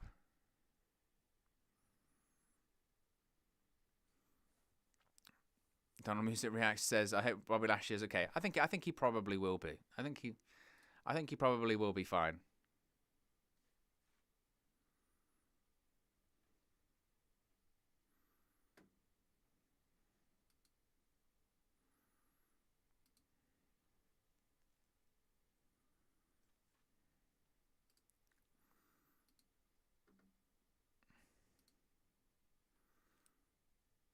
Oh, Michinoku driver by Drew McIntyre. That onto Strowman. That was unbelievable. Oh, kicks out.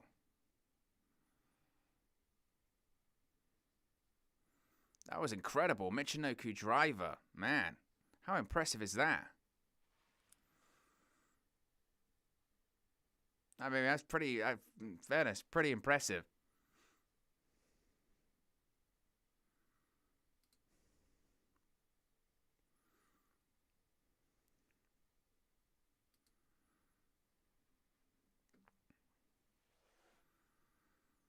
Ash Sim says, I feel like a lot of these matches are too predictable. Is it down to bad booking or champions are relatively new? A bit of both. I think a bit of both, Ash. Strowman throws McIntyre to the outside.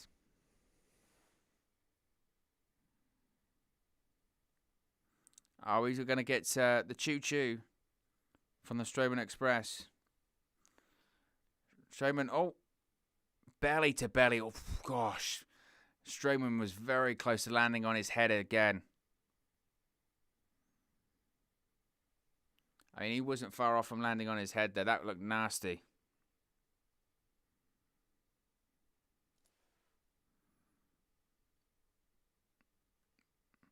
I mean, that could have been really nasty for a second there.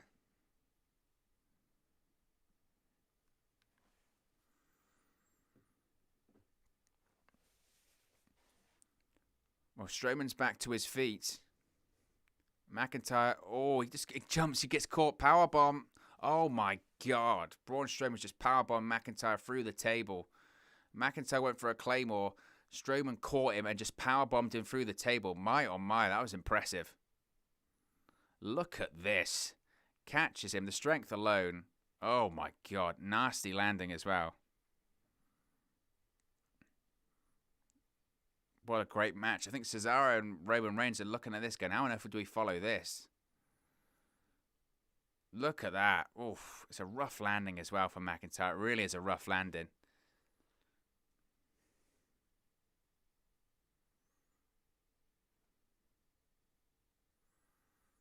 Braun Strowman's firing up now.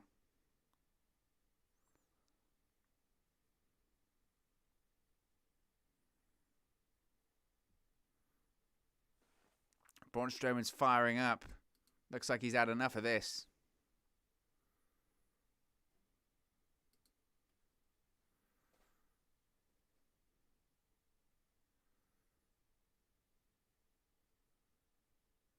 McIntyre throws Strowman to the outside. What's he thinking?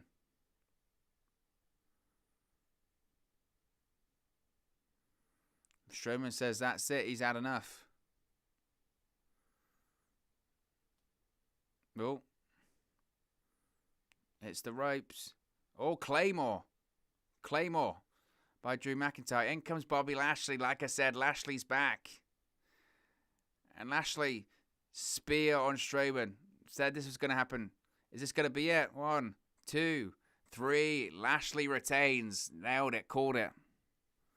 Lashley retains the WWE Championship. What a fun match that was. Really enjoyed that one. Both triple threat matches were great.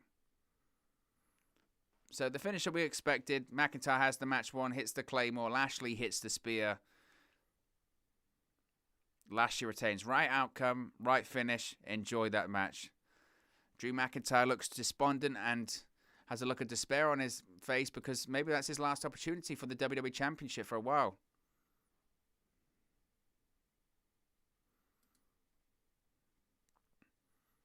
I mean, Lashley just, that he died in that match because he got thrown through the stage, but real great match. Enjoyed that one. Enjoyed it a lot.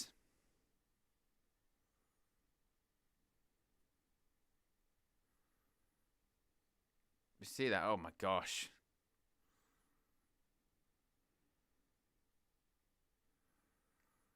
Ash Sims says, just wondering what's the next pay-per-view. Hell in a Cell. It was announced earlier on tonight. As you can see, McIntyre hits the Claymore on Strowman. Strowman was down, but in comes Lashley. Throws McIntyre to the outside of the ring, and then hits a big spear. Bang.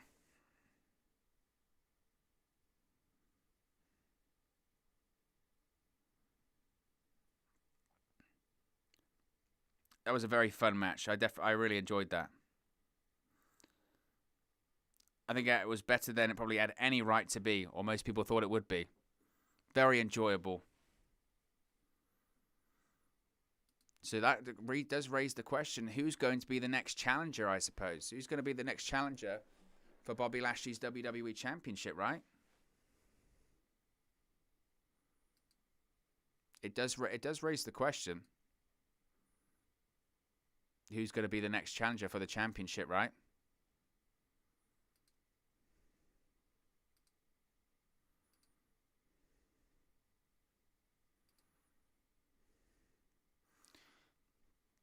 Remember, if you are new to the channel, be sure to subscribe. Bottom right-hand corner, smash a like on the like button as well. Really does help us out here on YouTube. Got the rankings. Get into people's recommendation feeds if they haven't seen our videos previously. as Bobby Lashley retains the WWE Championship. And it's going to be main event time next.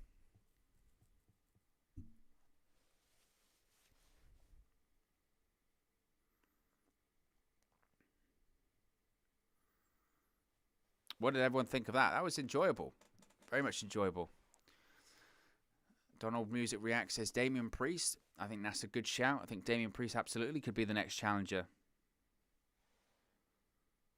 As we see another advert for Hell in a Cell, which is going to be next month.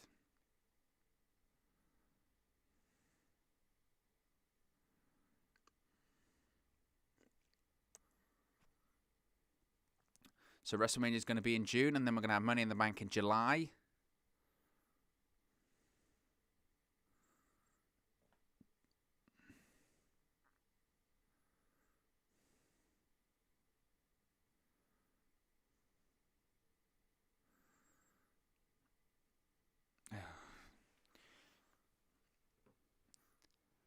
Darthor says zombies. Yes, zombies. They need more zombies.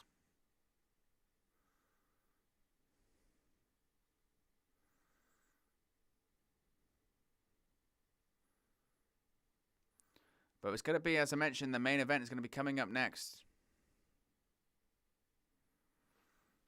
What's great is obviously that the announce table has been destroyed from the powerbomb. And which means Pat McAfee is going to be standing up for the main event, which is just how he likes it.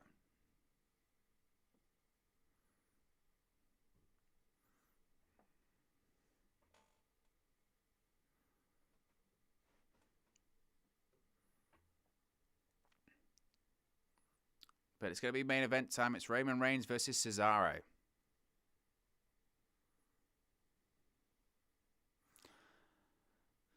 B Studios says, wait, didn't WrestleMania pass? Yes, this is WrestleMania Backlash. It's different. Donald Music React says, could we see an NXT call-up after WrestleMania Backlash? I doubt it. I think the next probably time is probably going to be... I think the most likely time is probably going to be after SummerSlam. Because remember, Keith Lee got called up after SummerSlam last year. I think it's probably be a similar time.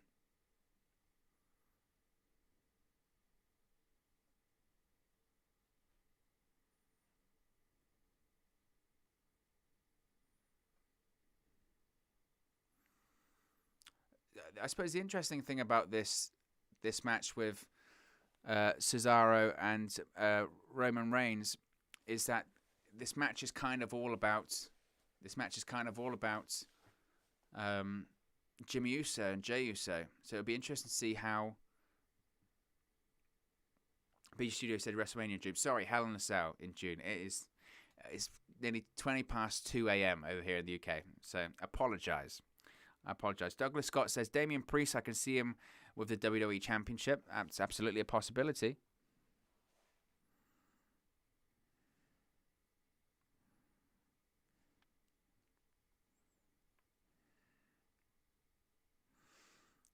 I mean, obviously, I think it's, we all know the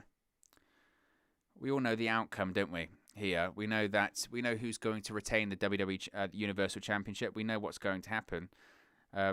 What I will say, though, has been very enjoyable are the matches. Apart from that zombie debacle, it has been a lot of fun.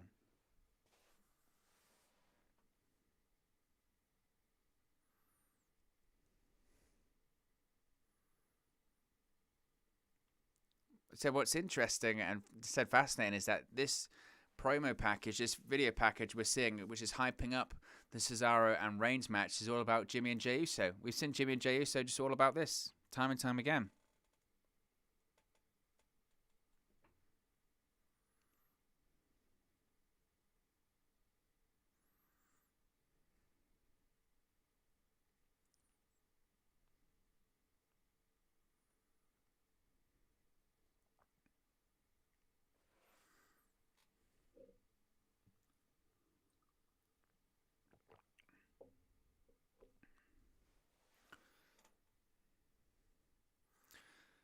So it's been interesting to see how long this main event goes. Obviously, I mentioned the pandemic era of WWE, the pay-per-views haven't been overly long, which is a good thing, by the way.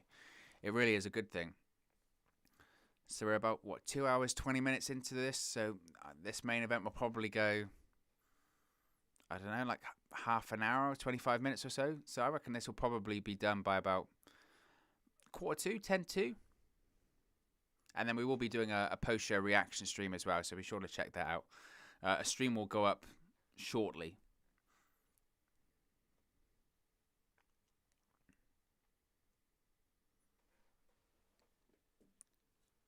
Probably a good point. Should get that ready.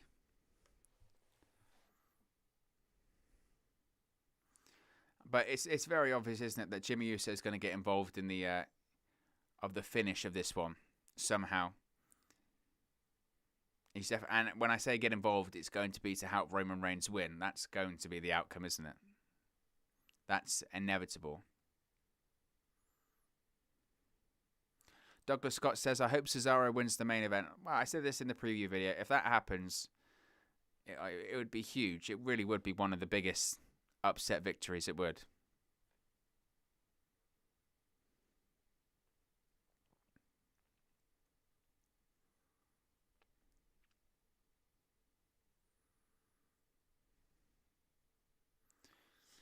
So here comes Cesaro as we have our main event.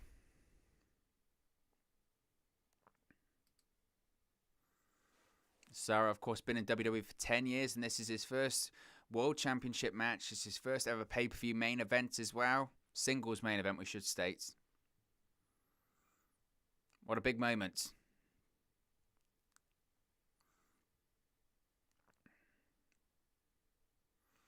Competing in the main event as well. Cesaro making that main event money.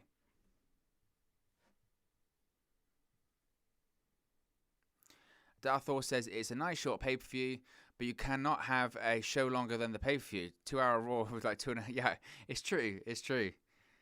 It's like they know that the right amount of time for a pay-per-view is like 2.5 hours, 2 hours 45, and yet they're forced to do 3 hours Raw. They know the best time for Raw is 2 hours.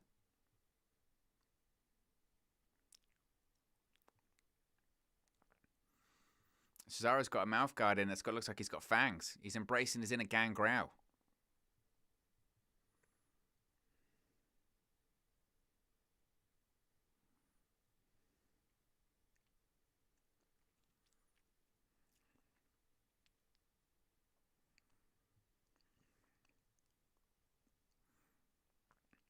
And there's Roman Reigns backstage.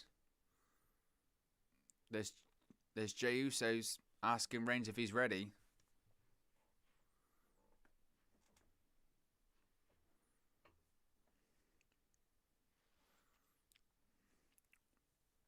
Jey Uso says he's going to be in Reigns' corner, and Reigns doesn't look pretty happy about it.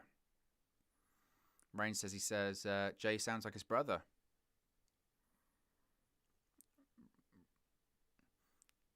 Reigns told Jey to go find his brother.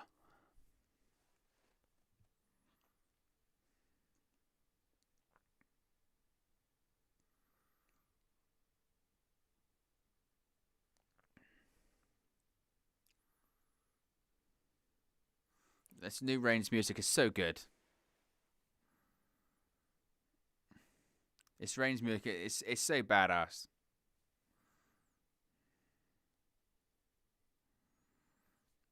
Big fan of the Roman Reigns theme, the new Roman Reigns theme.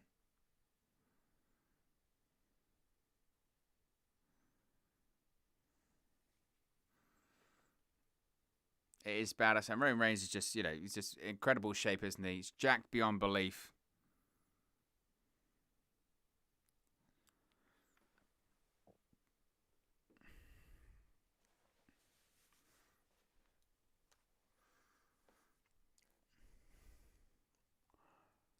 No one expects Cesaro to retain. To be honest, I'm not sure I do to win. Rather, I'm not sure I do either. To be honest, either way, it's going to be pretty interesting, isn't it?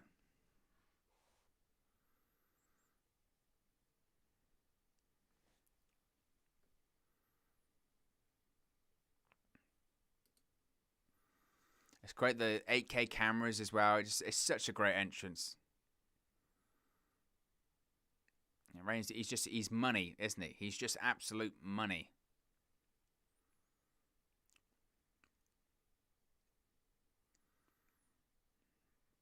Cesaro staring out Roman Reigns.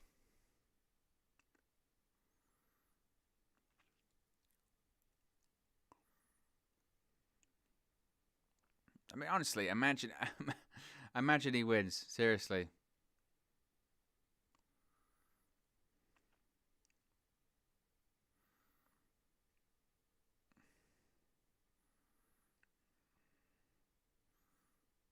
I said, Reigns' music is so good.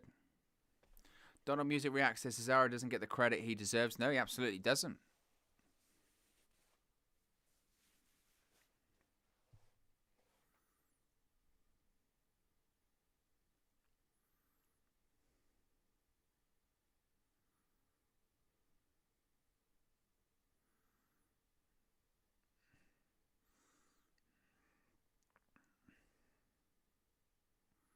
I'll tell you one thing that does bother me, though, is the Velcro strap on the championship. Really don't like that. Or the magnetic strap on the championship. I don't like that. Die says the heel turn he needed. Well, not just maybe the heel turn, just the personality that is him. You know, that's realistically all it was. It was embracing who he really is and the character he is most comfortable with being. In real life, he is a badass. He is a savage. Let him be that.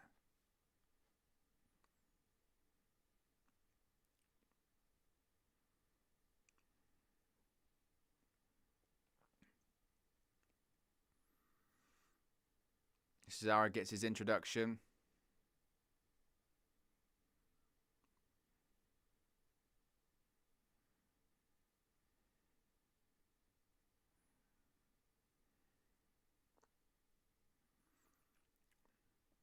Roman Reigns getting his introduction as well. What I like is that, Paul Heyman would do the introductions for Brock Lesnar before his matches. He doesn't do that for Roman Reigns. Again, he acts completely different with Roman. He's the advocate for Paul Heyman, but for Roman Reigns, but he's the advocate rather for Brock Lesnar, but he's the special counsel for Roman Reigns.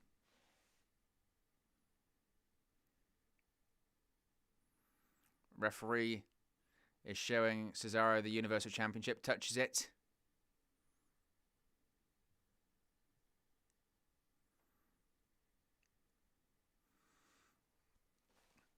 Surely not. Surely not.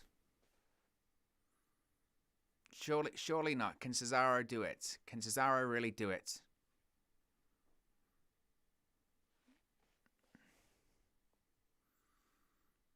Collar and elbow tie-up with Reigns and Cesaro to start this one out. It does kind of feel like a big match, doesn't it? Even though we know the outcome, there's no way that Cesaro wins. It does feel like a big deal, though. Let's go Cesaro. So it looks like the announce table has been rebuilt at ringside, it looks like. Which is good, I suppose.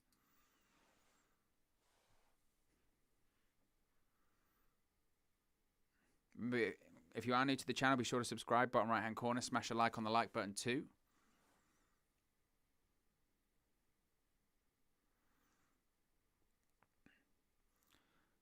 Once again, collar and elbow tie up between Cesaro and Roman Reigns.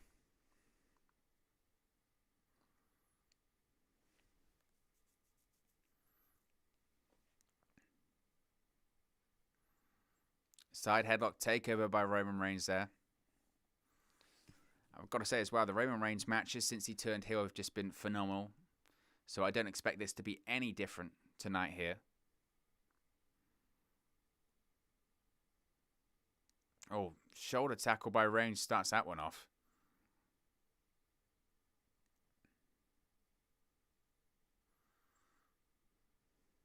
Did Michael Cole call Cesaro an upstart? What? Upstart? You're saying, on the other hand, that he's been with the company for 10 years. Got Pat McAfee's mics all over the place. Cutting in and out. Oof. Oklahoma roll by Cesaro. Oh, Reigns kicks out. Tries again. Kicks out.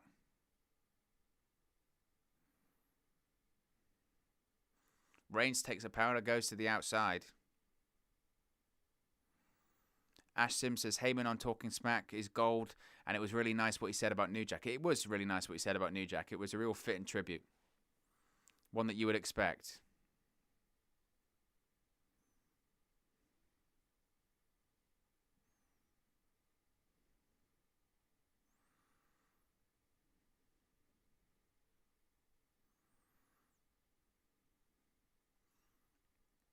Reigns is taking his time to get back in the ring.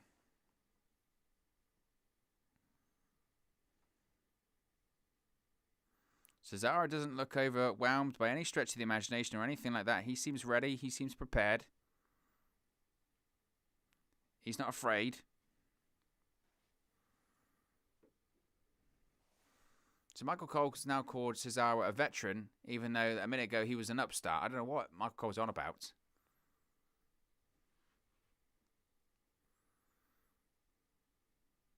Reigns sends Cesaro off the ropes, hit the ropes. Ducks the clothesline, goes for a springboard uppercut. Beautiful. And Cesaro's firing up. Oh, he's going to go for a swing. Can Reigns fight out of it?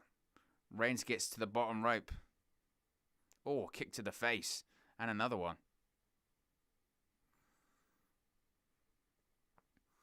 Donald Music Reacts says, your thoughts on Pat McAfee on SmackDown commentating? I'm a fan. I'm a fan of Pat McAfee. I think he adds energy. Like you can see, it's a big money match. So what's Pat McAfee doing at ringside? He's standing up. That's what he does. He stands up. Cesaro looked like he might have fallen awkwardly there on his elbow. I think he's fine, though. Cesaro did land a bit awkwardly on the elbow. But I think he's fine.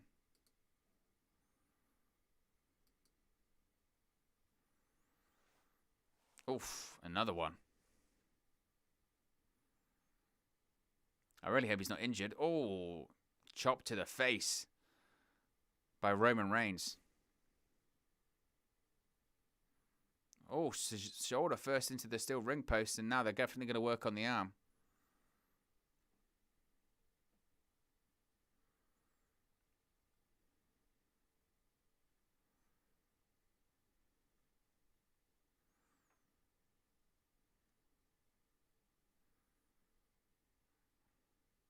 Oof. Reigns just throws Cesaro into the announce table, and again, oof.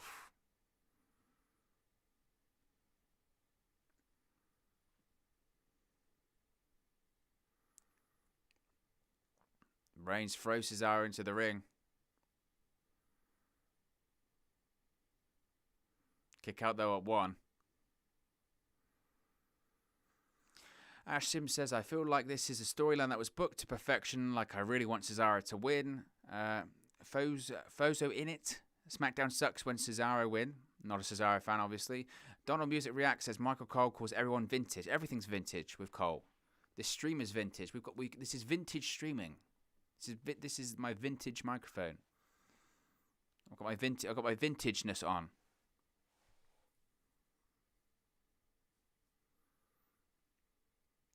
Beautiful suplex by Roman Reigns there.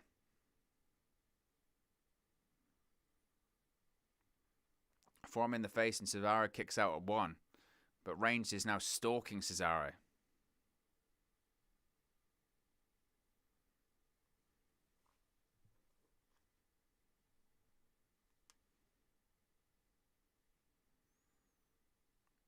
Oh, big forearm by Roman Reigns there. Roman Reigns. And again.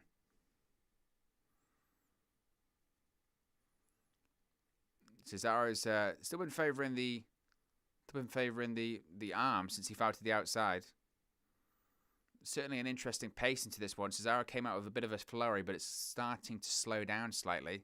Oh, and a big uppercut. Pat McAfee, you can see him standing up at the desk. Ty says vintage. Oh, exactly. This vintage. This is all vintage. Vintage stream. Roman Reigns has got a cravat locked in on Cesaro there. Interesting submission hold.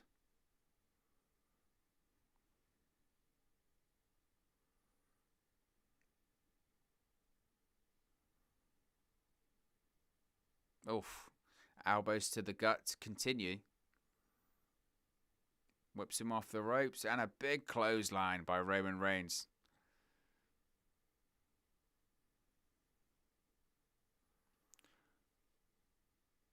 A kick out at 1 again.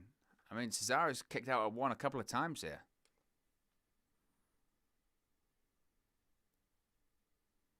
Well, Cesaro just shoved Roman Reigns in the face. And again, these forearms to the face by Roman Reigns. Paul Heyman's grimacing on the outside. Fricks WYD says, do you think Brock is coming back? Yes, at some point. Not tonight, but by SummerSlam in August, I wouldn't be surprised. WWE goes back to touring in July. Given that they go back to touring in July, I think that it's a possibility Brock's back for SummerSlam. But could be wrong. I mean, we haven't seen Brock in a while, but he will at some point, before he decides to call it a day, he will come back. Samoan drop by Roman Reigns on Cesaro. Cesaro landed on his shoulder there. Hooks 2 legs. Now Cesaro kicks out at 2. Reigns looks frustrated though.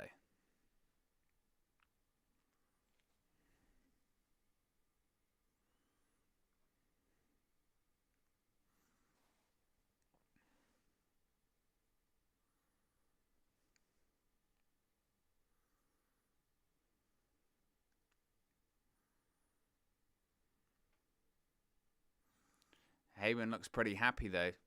They realize the tide is turning.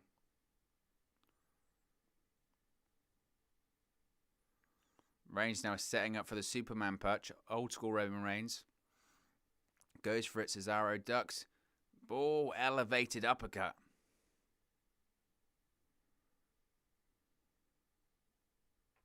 The Heyman looks distraught at ringside.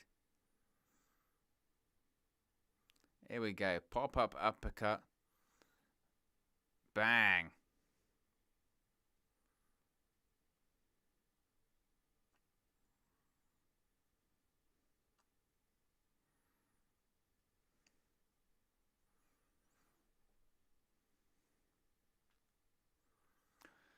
For those who in, it says Brock comes back and challenges Lashley. That's what I hope. I hope it's the Brock and Lashley. I think that's what everyone wants. I don't want to see the interaction between Brock and Reigns or anything like that. Simone Griffin says he's going to lose. Donald Music React says, I hope Brock Lesnar doesn't come back. I don't like him. Oh, big boot by Cesaro. Goes for a cover. Kicks out at 2. 2.5, as Michael Cole would say. 2.5.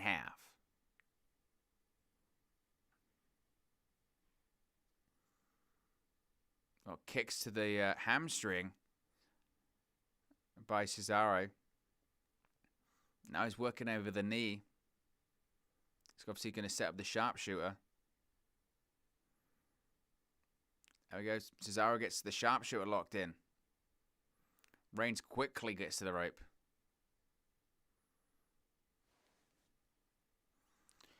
Ashton says, I'm not sure if Brock will come back soon. What will happen with Heyman?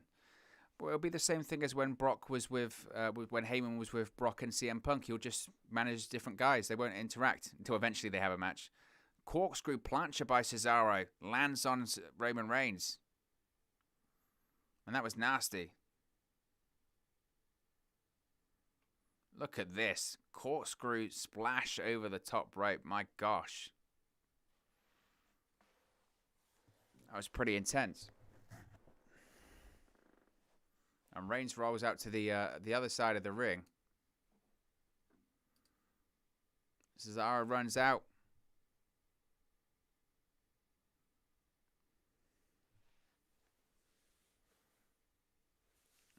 Whoa, and an uppercut on the outside by Cesaro.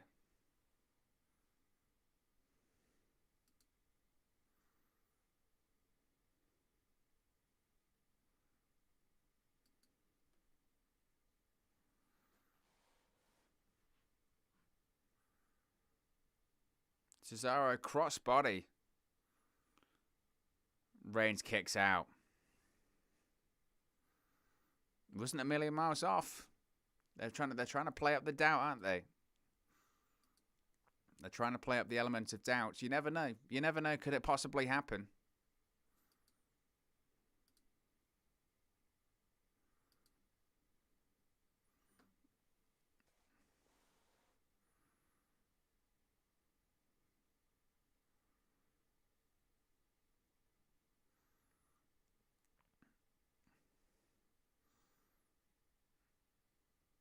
Cesaro's kind of a bit of a frustrated figure. Reigns doesn't look like he knows what's really hit him at this point.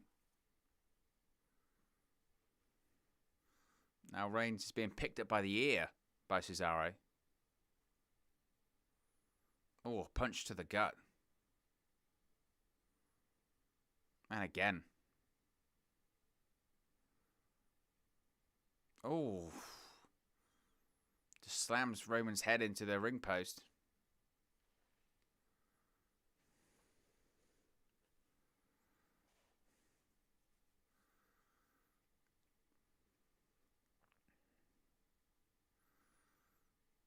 Cesaro grabs Reigns by the hair. Oh, Cesaro falls down across the top turnbuckle.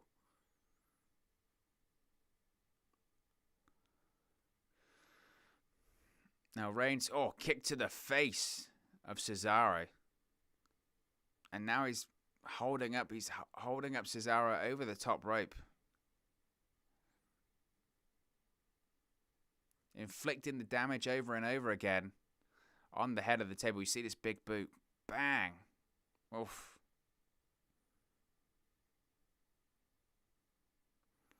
Now Cesaro is really favouring the arm, and Roman Reigns looks like a shark that smells blood.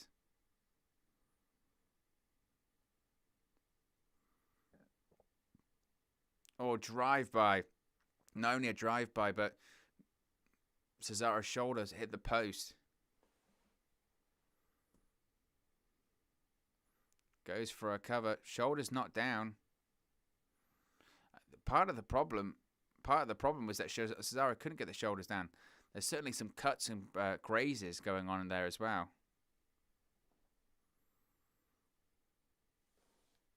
Cesaro certainly got an injured arm that they're trying to sell. Roman Reigns looks pretty happy about it too.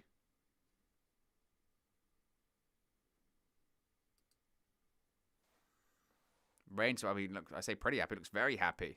There's an injury. Oh, and again.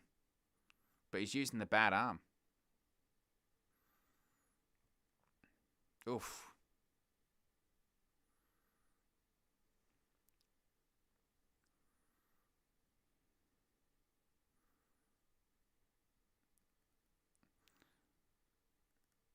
Roman Reigns calls out Daniel Bryan.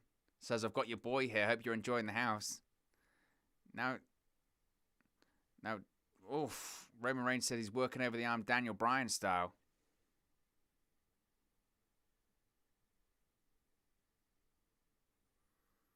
Goes for a clothesline. Nice. Cesaro kicks out. Roman Reigns calling out Daniel Bryan. Certainly interesting there. Reigns has got just an evil look on his face. He knows. Bang. And if you are new to the channel, be sure to subscribe. Bottom right hand corner. Smash a like on the like button as well if you are enjoying WrestleMania Backlash so far or enjoying this main event. Roman Reigns now talking some smack even more. Oh, just shot to the back of the head of Cesaro. Oh, and again.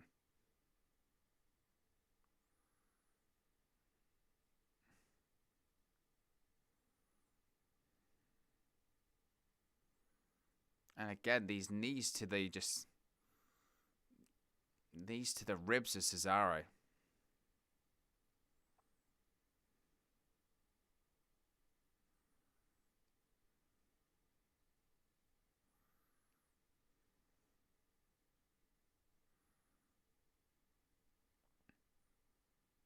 Reigns, just a big boot to Cesaro's face.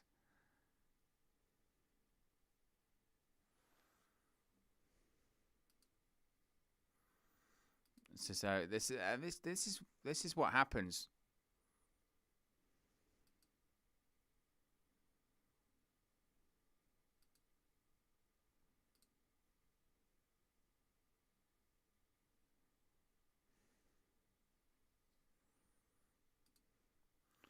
Reigns is talking some more trash to Cesaro here.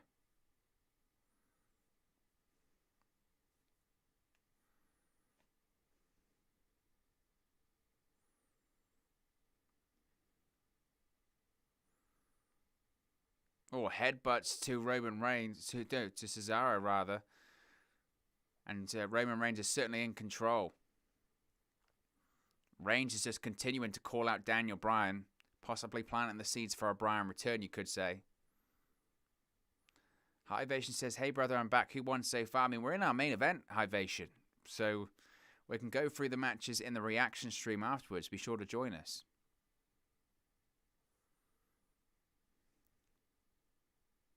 Oh, uppercut by Cesaro. And again, big boot by Cesaro to the face of Roman Reigns. Goes for a discus clothesline. Nice. You can see Pat McAfee just up on the desk buzzing.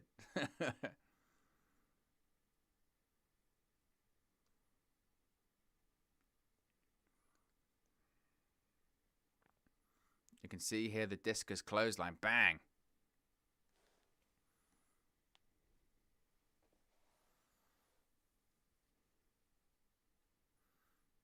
I'll tell you what is really great is that obviously Cesaro's got some grazes and that on his arm. And it's on the bad arm as well. So it makes the bad arm look pretty rough. Oh, Cesaro now headbutts. Paul Heyman just looks evil at ringside.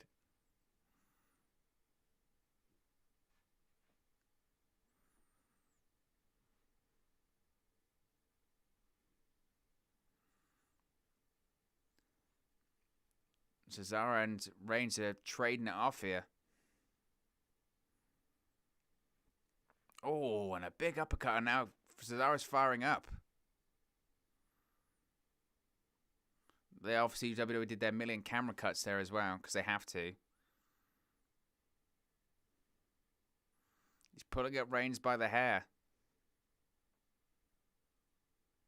Now Cesaro's still favoring the arm.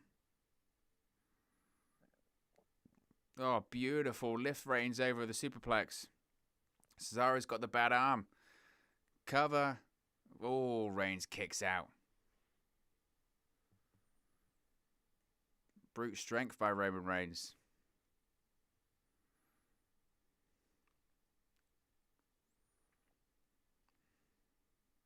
Bang. You see the superplex there is nice.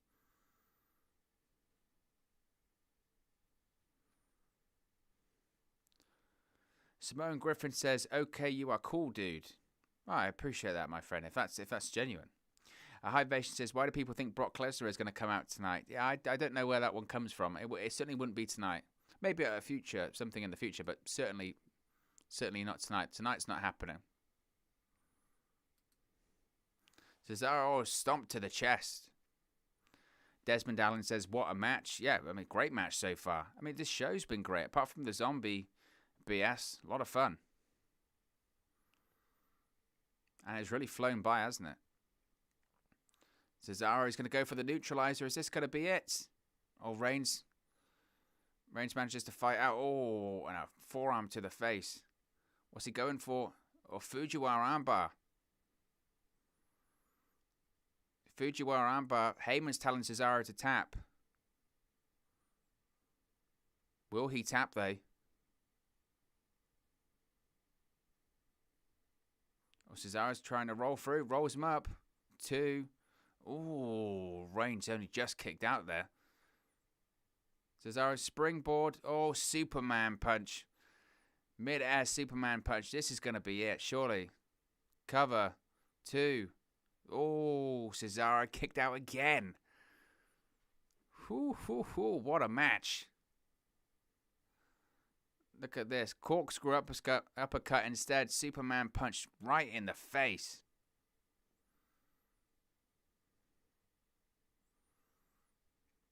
Cesaro and Reigns are both down. What a match this has been so far. I mean, Reigns is still going to win, but what a match. Desmond Allen says, I've just subscribed. I appreciate that, my friend. If you want to follow Desmond and subscribe, you can do that bottom right-hand corner. Smash that notification bell as well so you'll be notified when we go live for watch-alongs or live streams such as this. Be sure to smash a like on the video too. If you do want to contribute or support the channel, you can do that by clicking the $ and posting a super chat. We'll read out your message, make it a talking point as well.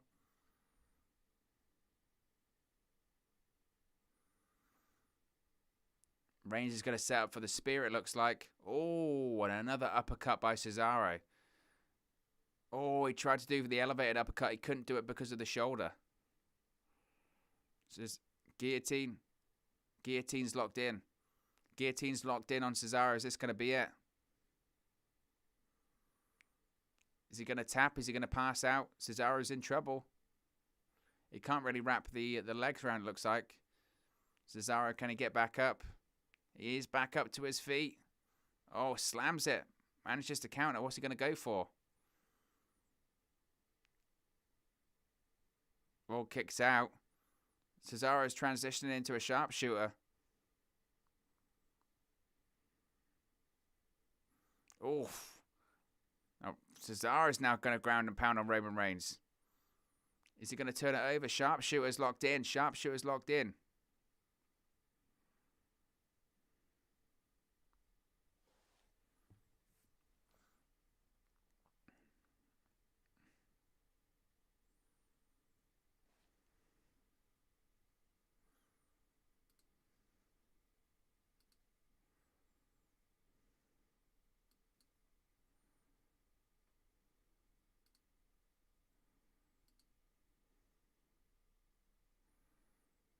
He rolls him back to the middle here.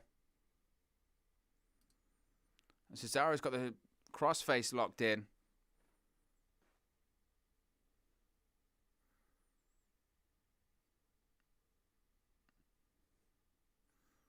And Cesaro, what's he gonna do? He's got a crossface locked in, I think. What's he gonna do? Is he gonna bite? Is he trying to fight through? Reigns is trying to fight through.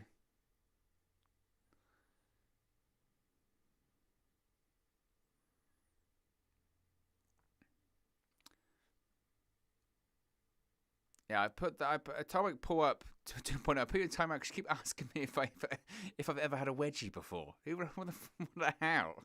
Who wants to know that? What's your pro wrestling?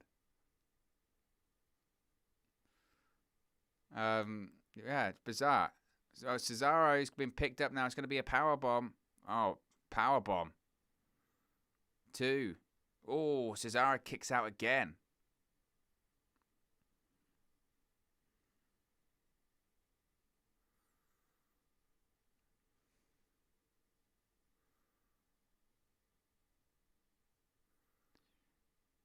He's still managing to fight out. Cesaro is still somehow managing to fight out. I mean, how long's this match gone now? It's gone, what, 25 minutes? Something like that. It's an incredible match.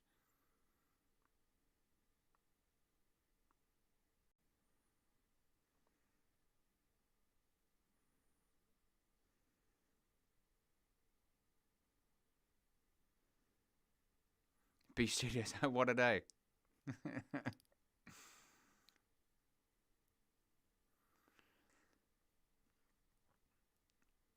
Reigns just absolutely pounding. Oh, he's got to go for forearm. Cesaro's managing to catch it. He's trying to block it.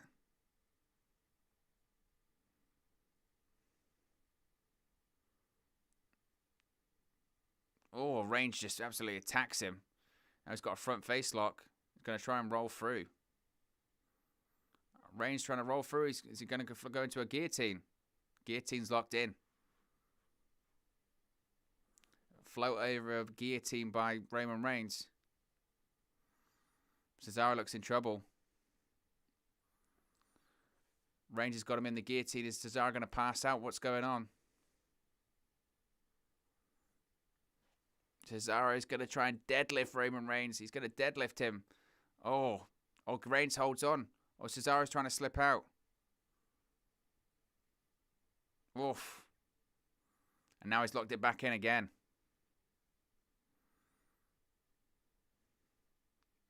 This might be it. Cesaro's going limp. Is Cesaro going to pass out? He's in trouble. Oh, he's managing to fight out. Cesaro's going to fight out. He's doing everything he can. Can he do it? Oh, it's the damaged right arm that's not going to be able to get out. Ah, it's going to be it. He must be out. I think he might be out. Cesaro's fading. This might be it. This might be it. Referee calls it. Roman Reigns retains. Cesaro passes out. What a match.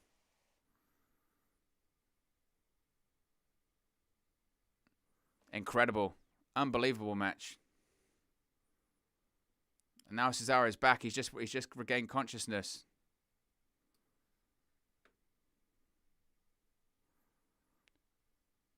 He's just regained consciousness, and now he's just realised. Nice sell job by Cesaro there.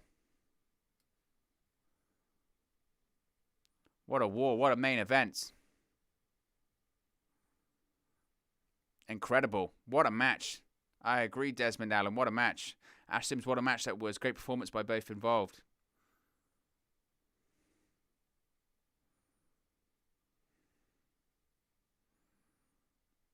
Amanda Ames says, who won? It was Roman Reigns retained, but an absolute classic main event. Awesome. As good as you thought it was going to be and more. Well, here comes Jey Uso. Jey Uso's coming down to the ring. And he's going to hand the... looks like he's going to hand the tribal necklace to Roman Reigns. He's going to acknowledge his tribal chief. So no Jimmy Uso. Jimmy Uso didn't get involved, which is surprising.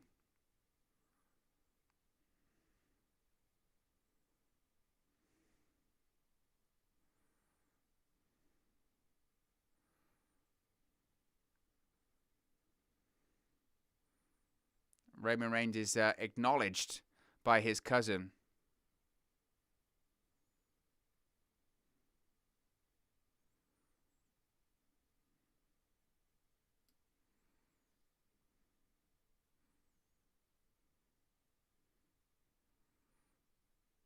Looks like Jey Uso is going to attack Cesaro. Oh, he just super kicked to Cesaro. What the hell's going on? Now Jey Uso's attacking Cesaro.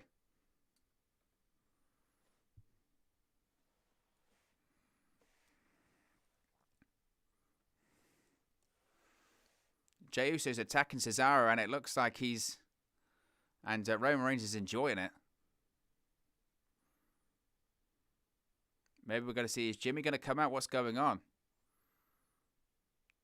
What the hell is Seth Rollins? Seth Rollins' entrance music's hit. What the hell is Seth Rollins doing out here? Oh, look at that suit. Look at that suit. Oh, my God.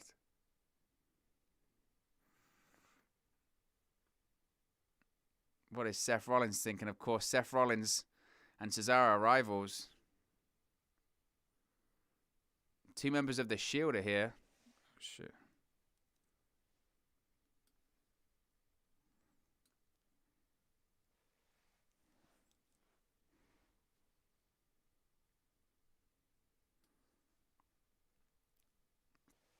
Oh, Seth Rollins is now attacking Cesaro.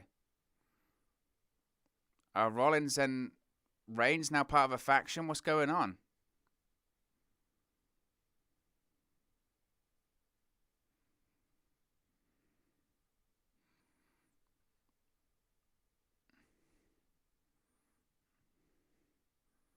It's not over, to say the least, because Seth Rollins is now attacking Cesaro.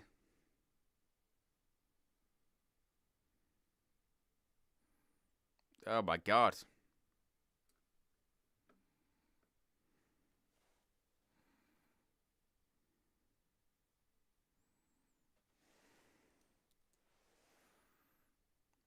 Oh, steel chair shot to the back of Cesaro.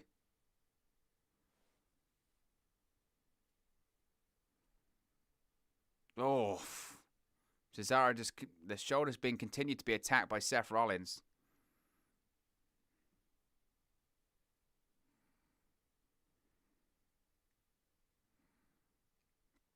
Oh, he's trapping the arm in the steel chair. So he's trying to twist it. He's trying to take the arm out of the socket.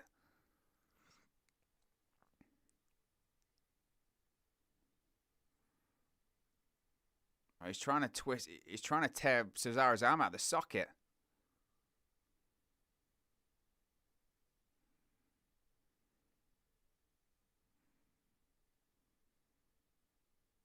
Seth Rollins is now talking some trash to Cesaro. Oh. And he's trying to just destroy Cesaro's arm. He's just smashed it against the steel ring post. Look at that suit.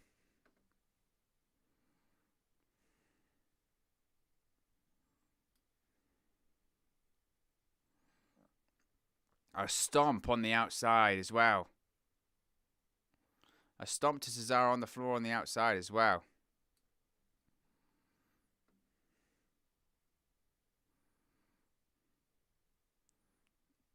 My gosh.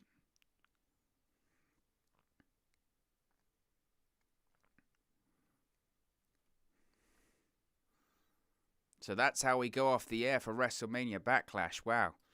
Wow. What a show. What a show. Right, give me